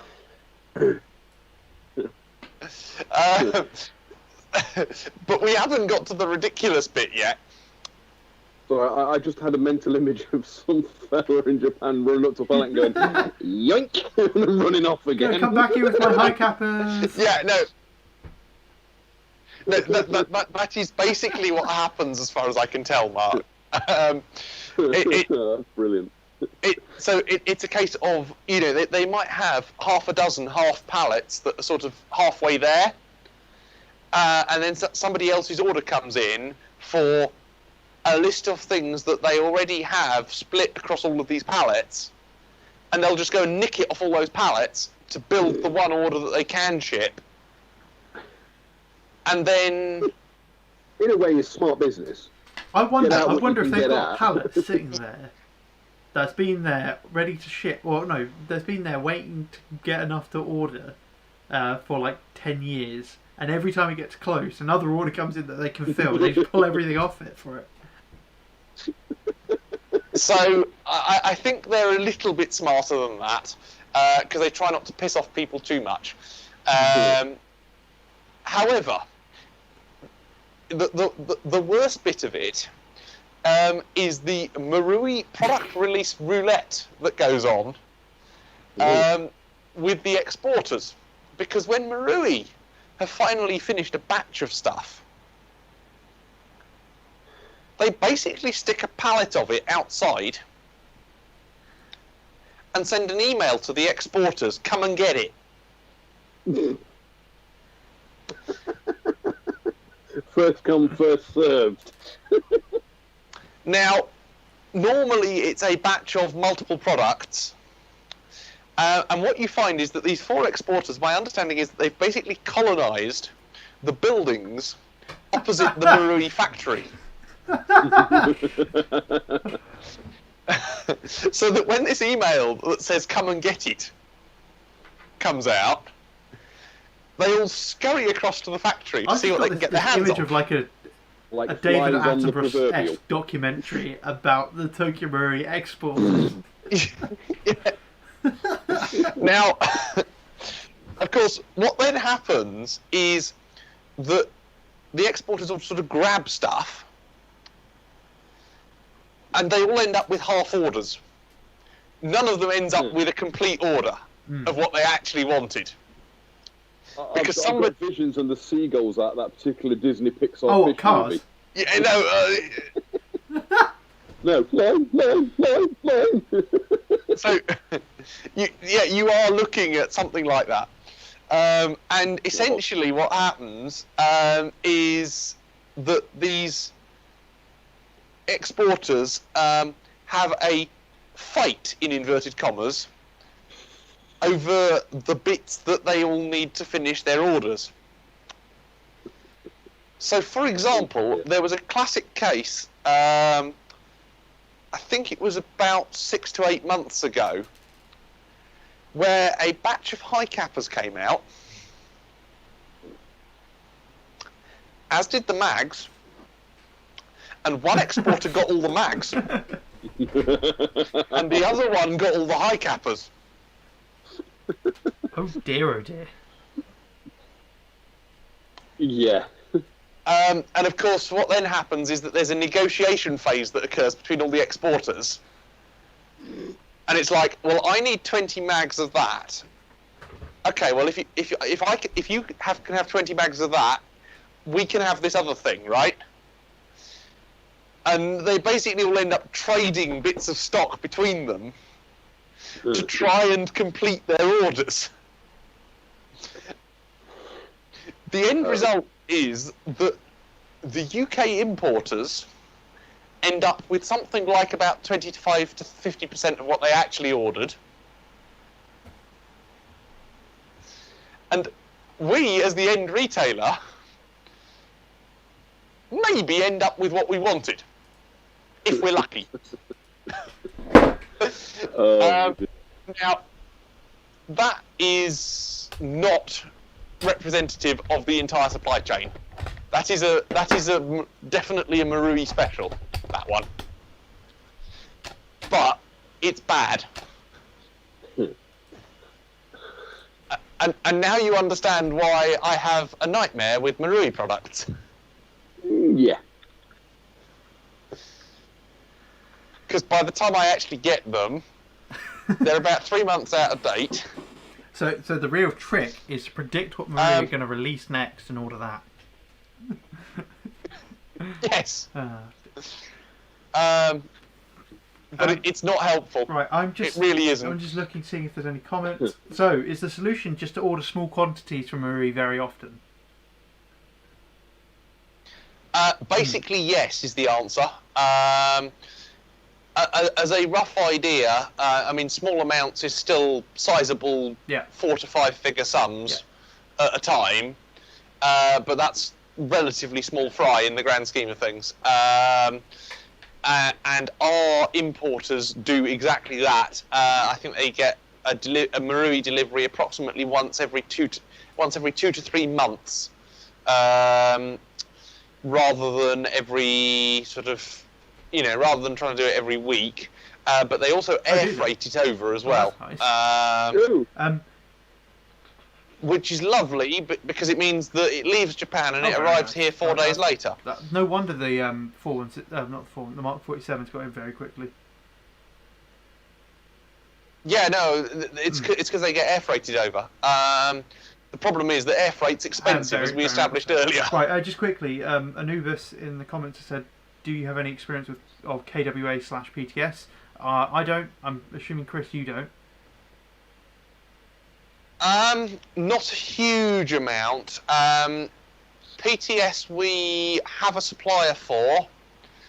My understanding is that they're in the order of Marui levels. of complexity to order maybe from. One of the main salesmen for PTS might currently be sitting in jail in California. That's neither here nor there. And Mark, have you had much experience with KWA/PTS? Only the occasional riff from them, like the KWA Desert Eagle. That's about it. Yeah, I was going to say, if he's saying PTS KWA/PTS, I think he's thinking of the enhanced recall jobbies that they do. Best person to look at online for that is probably going to be Clearwater Airsoft. Yeah, he quite likes them. He's on AMTV quite a lot, and normally he has his KWA versus Tom's recalls. So, just a War Heroes just put you do need Phil. Phil the Power Bucknell. But yeah, the only people, the big names that we don't really deal with are people like KWA, PTS, because, as I say, the harder it is for us to get hold of it, the less likely we are to deal with it. That said, I have got another supplier that's supposed to be coming on board, but I'm yet to see any kind of evidence of an account emerging. And when they do appear on my supply list, it should give us access to 23,000 products. So I'm expecting that to include KWA PTS, among others. because 23,000 products covers quite most a lot of the airsoft I market. think, yeah. Yeah. Although most of those will be AR-15. Hey ho. Sure. There is another one going off in the comments at the moment, which is Fizz I can never pronounce it. Yeah, it's him, Puffin, asking about plenty of pistols, shortage of mags. I think I've probably answered it quite well, but more along the lines of people buying like one riff and multiple mags for it, which is probably the reason for. But also the SMC9 is quite a new one, so it was probably G&G only spent out a small batch to test the waters, and then it might have been quite popular. Yes. So one of the big problems with manufacturers, particularly with new riffs, is that they have no idea how many mags they're going to sell in the long run. So what you tend to find in the early days is that the mags just don't exist. And the reason being that they'd rather get the product out the door with one mag than trying to get the product out the door with everyone able to buy all the extra mags that they might ever need for it. It's a tricky one for the manufacturers to work on, because the last thing they want to do is find themselves stuck with 4 billion spare mags in their warehouse for something that they didn't actually sell many of, or didn't, it didn't go quite as well as they had planned. This, I think, is the current reason why we can't get anything other than grey 450 round G&G mags for M4s. Everything else seems to be out of stock everywhere. So it's it's a very, very tricky one to know what to do for mags. Especially really. for niche guns, they never seem to have them. I was going to say. Case in point, that one. Yeah. Yeah. And in fact, War Hero is asking about. I was going to say, it's quite often the issue with pistols, isn't it? Just quickly, War Hero is saying about mags for the Classic Army SA-58. Don't the JG FOUL mags fit the Classic Army? Maybe worth a try. I think those are available. Just saying. Yeah, I don't know. I don't know the products well enough to be able to come up with an answer to that off the top of my head, unfortunately. SA-58s are FOULs and they are rare. Well, mags for FOULs are rare. Which is... Max Sterlings are rare as well at the moment. Yeah, that's what I was going to say about pistols, because quite often, someone like me, for instance, I'll go in, I'll buy a pistol, but I'll buy 3 or 4 mags for the same pistol. Yes. Because I'm going to use them. Yeah, and a while back there was a sort of national shortage of TM Mark 23 mags. I subsequently found a stash of 12 of them at a distributor, and I had the whole lot, just because we knew we'd get rid of them one day or another. If you've got a TM Mark 23 and need mags, you know where to look now. Yes. And if you haven't got a TM Mark 23, we've also got those on the shelves as well. Alright, Chris, this isn't an advertising space, alright? No, I know. You have to change this now. What does this have an advert in it? Anyway, I seem to have gained a wasp of some sort, and it's desperately trying to get into my studio light. Oh, that looks like a very luminescent wasp. Cool. I had a weird white spider. Oh no, that's a first aid spider. I'm probably going to die soon. First aid spider. But yeah, mags is one of these things where, as a retailer, we basically just have to buy whatever mags we can get our hands on as soon as we can get our hands on them, and then hope we've got the right ones. Yes. Today, there was a customer that came in that bought a 226 off us, and the only mags I had for it were the extended ones. They get more shots out of it, so it's all good. Yeah. Right, I'm just trying to think. Have we covered most of the things that we wanted to cover? Was there anything we missed off? Nothing Other than immediately Shite, comes to which mind. is a whole different ballgame. No. I was just going to say other sites, which is a whole different ball game, which is something I don't have Maybe a lot we'll of have to do experience another with. one with some site owners.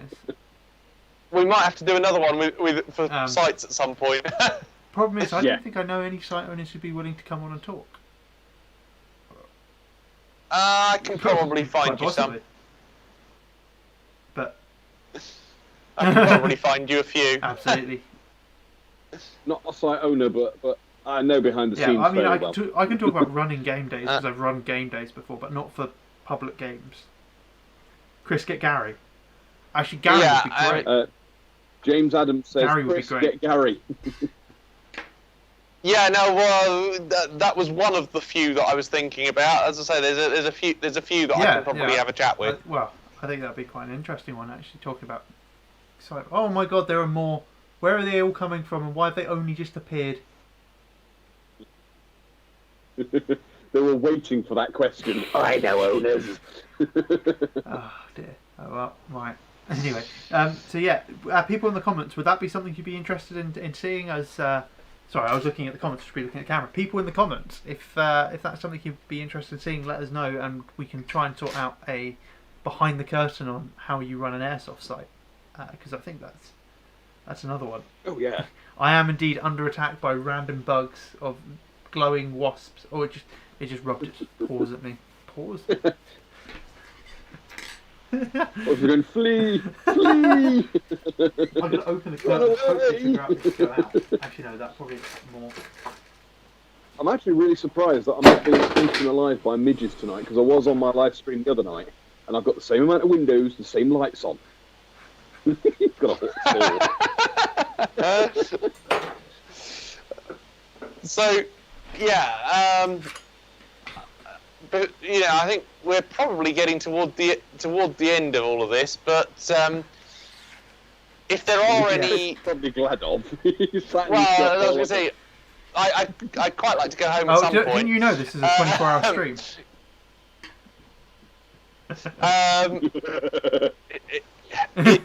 Is it? There's this thing called the power switch if I need it.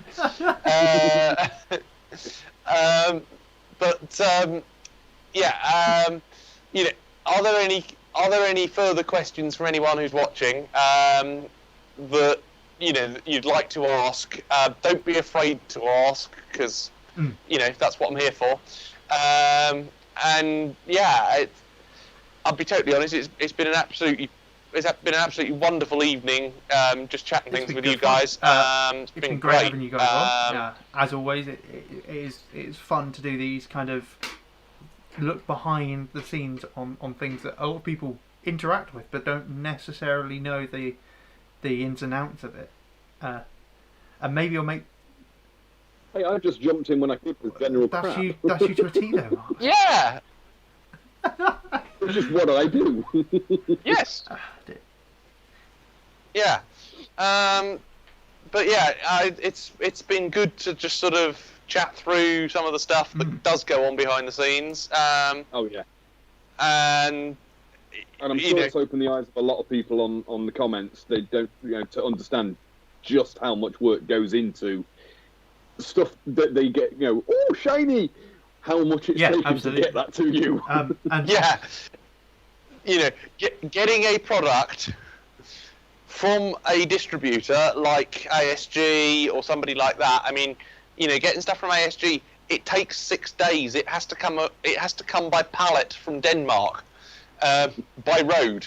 We can't fly the pallets from Denmark. We have to take them by road, and it takes 6 days for it to get here, and the amount of work that then goes on to get stuff turned round. To get stuff turned round when a pallet turns up here at 3:30 in the afternoon, and your order is sitting there waiting to go out, waiting on something that's on that pallet. The pressure for us to get that pallet turned round, starting at 3:30, to get that turned round before our DPD guy turns up at 4:30, or sometimes earlier, is quite high.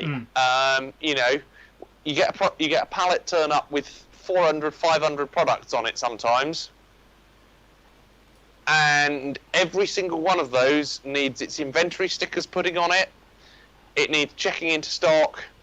You've got to go through and actually check that what you ordered is what's actually turned up, and that it's the right variant, because we've had that before, where it was approximately the right product, just the wrong version of that product. Oh, the good old it'll do. No, what? Yeah, those. At the supplier end, it'll do. Well, we've had stuff turn up that's been badged up incorrectly in the suppliers, as well. You know, I've had mid caps that have turned up as high caps. I've had high caps that have turned up as mid caps. I've had what was the other one? Oh yeah, I had black paintball goggles that once turned up in fancy colourways that weren't anything that was written on the box. That took us a while to resolve. And yeah, all of this stuff genuinely happens. And as a retailer, our job is to basically sit there in the middle and stop you guys as the consumers seeing all this stuff going on. But now we've pulled back the curtain and you all know. So the consumer can go, shiny! Yeah. And yeah, the amount of work that goes on behind the scenes to make that possible is enormous. Oh, yes. And so next time, when you buy your next airsoft gun, and it comes from your favourite retailer, whoever that might be, just think for a moment before you actually hit the commit to buy button, and actually appreciate just how many man hours went into getting that product on your doorstep, and for the price you pay, as well. And for that price you pay, because us retailers really do get the short end of the straw a lot of the time. I know it was a special one, but we can use the M16 as a reference there. Like, so yeah. I know it was a one-off special order for me, but I paid you just under £200 for it, and that included you having to order it, you having to change the spring on it, and then ship it to me. Yes. And really, the base gun is worth at least £150, £160 in terms of like the features on it. Like, you're not making much of a markup on it for the amount of man hours that are going into doing that. Yeah. And to all those people who order from the cheap suppliers. And we know who I am talking about here, but most of them are outside of this country, shall we say. I just ask you to think, yes, it might be cheaper, but what happens when you need that support? What happens when your gun decides it's not going to work on day one? Are you going to ship it back to the original retailer 5 or 6 countries away? Absolutely. Yes, somebody just put in caps lock in the comments, one of them in particular. And I genuinely mean that. I'm not saying necessarily buy from us, but just think about buying from your local retailer, because your local retailer will be able to give you that support. But only if you continue to support your local retailer. If no one shops at your local retailer, they're not going to be there to be able to help you. It's the same thing. Yes. We're seeing it all over the world with things like Amazon and stuff. Your local businesses are going to shut down, and then suddenly, I can't just pop down the shops to do this. I can't just pop around the corner to find this. Yeah. So And I am firmly of the opinion. Okay, you can save 30 quid by going to another supplier outside the UK. But how much is it going to cost you in the long run if you've got issues? Yeah. Yeah. Just shipping it back to them is going to cost them that. Going to cost that. Oh yeah. Easily. In the UK, you can get parcel shipments back to retailers for less than a tenner. The reality of it is, the reality of it is that you spend the extra on the product, and the support will be there for you. If you don't spend if you buy from a local as well, yes, so you can just walk back in. It's cost you nothing to take it back in and go, "This is wrong. Fix it." Yeah. And as I say, we don't get much of it. No. Everyone thinks that it's a lot of returns that airsoft retailers get. And some of them do get high volumes of returns. But a lot of it is down to how the retailer looks after the product while it's in their warehouse. A lot of it is down to whether the retailer really feels like they ought to. Mm-hmm. And a lot of it is just simply down to the fact that the retailer is insistent that they're going to have to make some margin. Absolutely. And if they don't, if they decide to take your return for repair, which I should point out that you are legally entitled to be able to do this and return stuff back to retailers. And we basically can't say no unless you've bought it in shop. Mm. If you've bought it online, we can't stop you returning it to us. The law says so. Absolutely.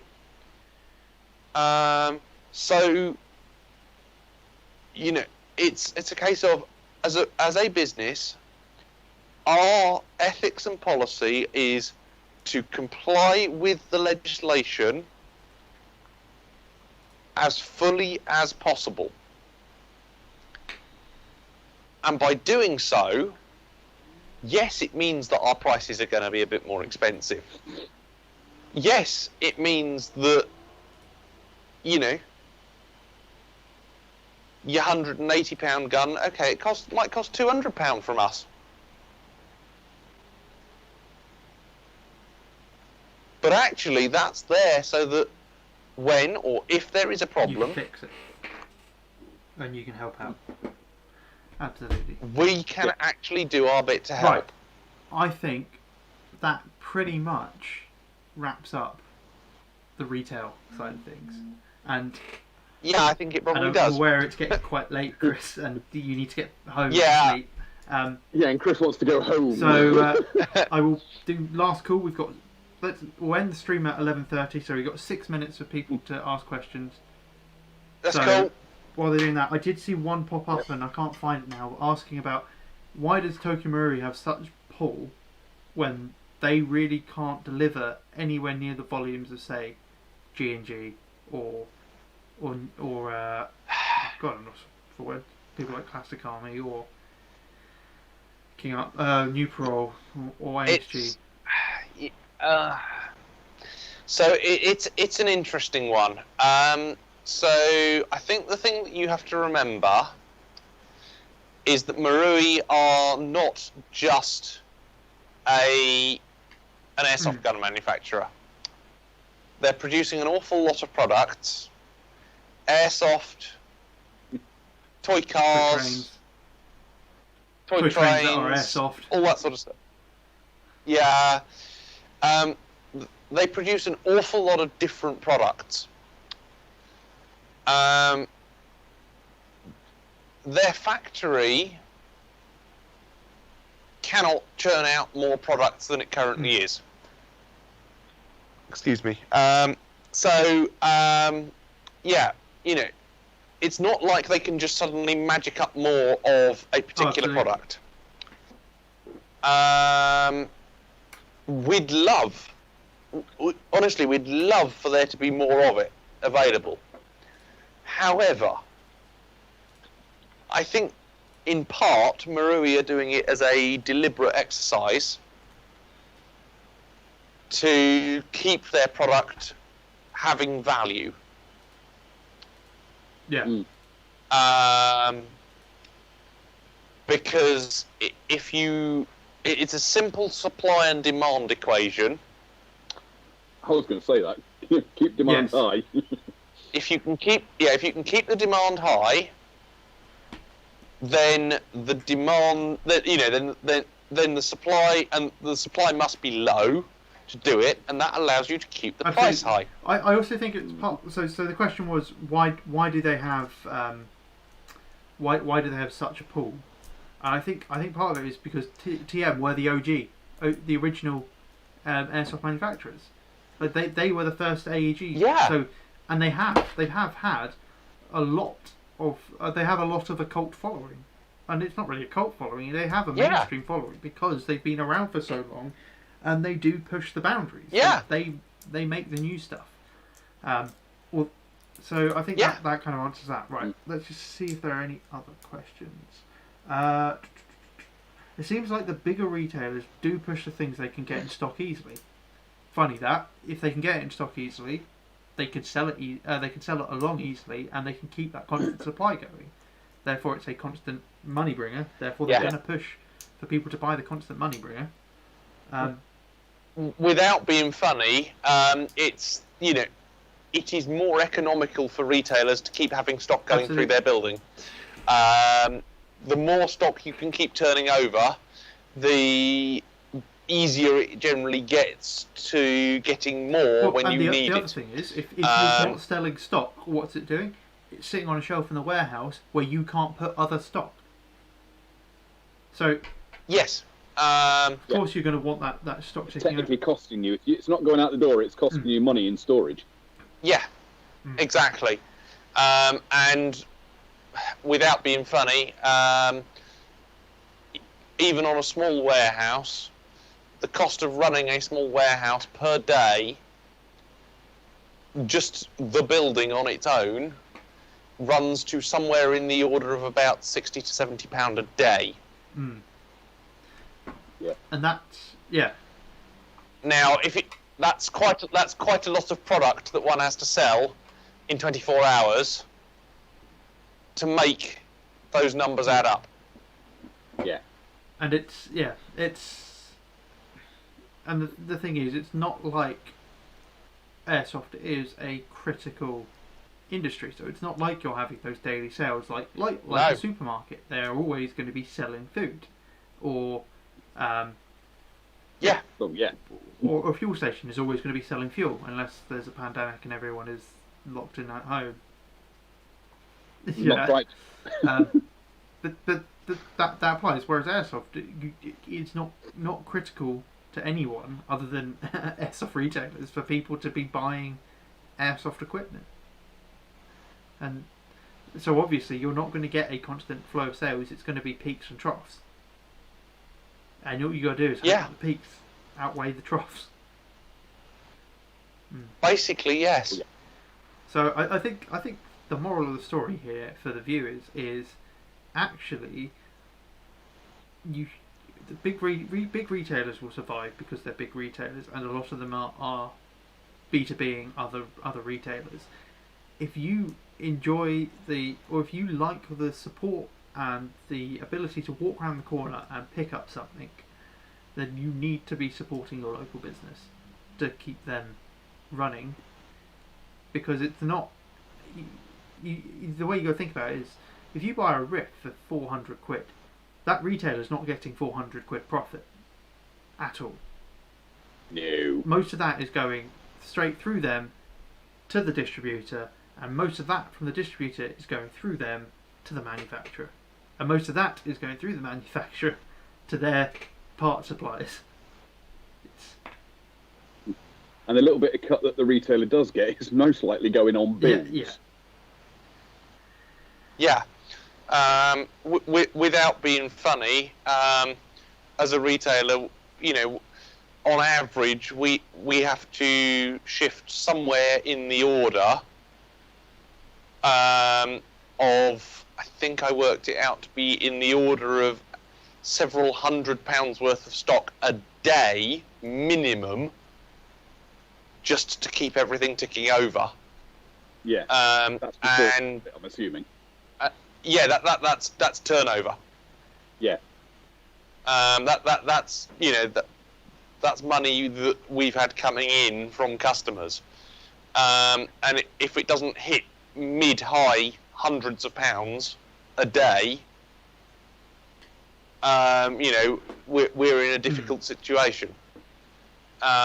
And without being funny, there are some days where I come in and I literally do £9 in a day. A bottle of BB's. And then there's other days where you see my car pull up in the car park. It's not just yours, Ben. There's a list of registration plates I have. Who does that when he sees? Yeah, no, it takes another plate and instantly rolls out the red carpet. No, honestly, it is though. There are a couple of customers that I know I can rely on, and if I see them pull up in the car park, it's usually a good sign. So I think kettle gets clicked on, red carpet rolled out. I think it's time we call it the end of the live stream. So thank you very much, Chris, for coming on and talking all about the skeletons you've got in your closet, and the behind the scenes work that goes on to get pew-pews into our hands so we can sling BBs at each other. And Mark, he'd say things like skeletons to him. He's in a haunted shop. Honestly, Ben, it's not been a problem at all. It's been great to be on, and hopefully I haven't made too much of a prat of myself. I think you've come across very well.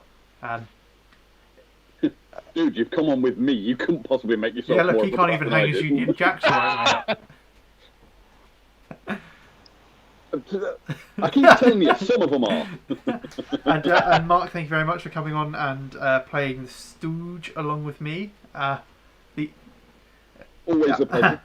It's a natural talent we have. And on that bombshell, I think it's time we say good night. Thank you all very much for watching, and I look forward to doing another live stream and interacting with you all again soon. Au revoir.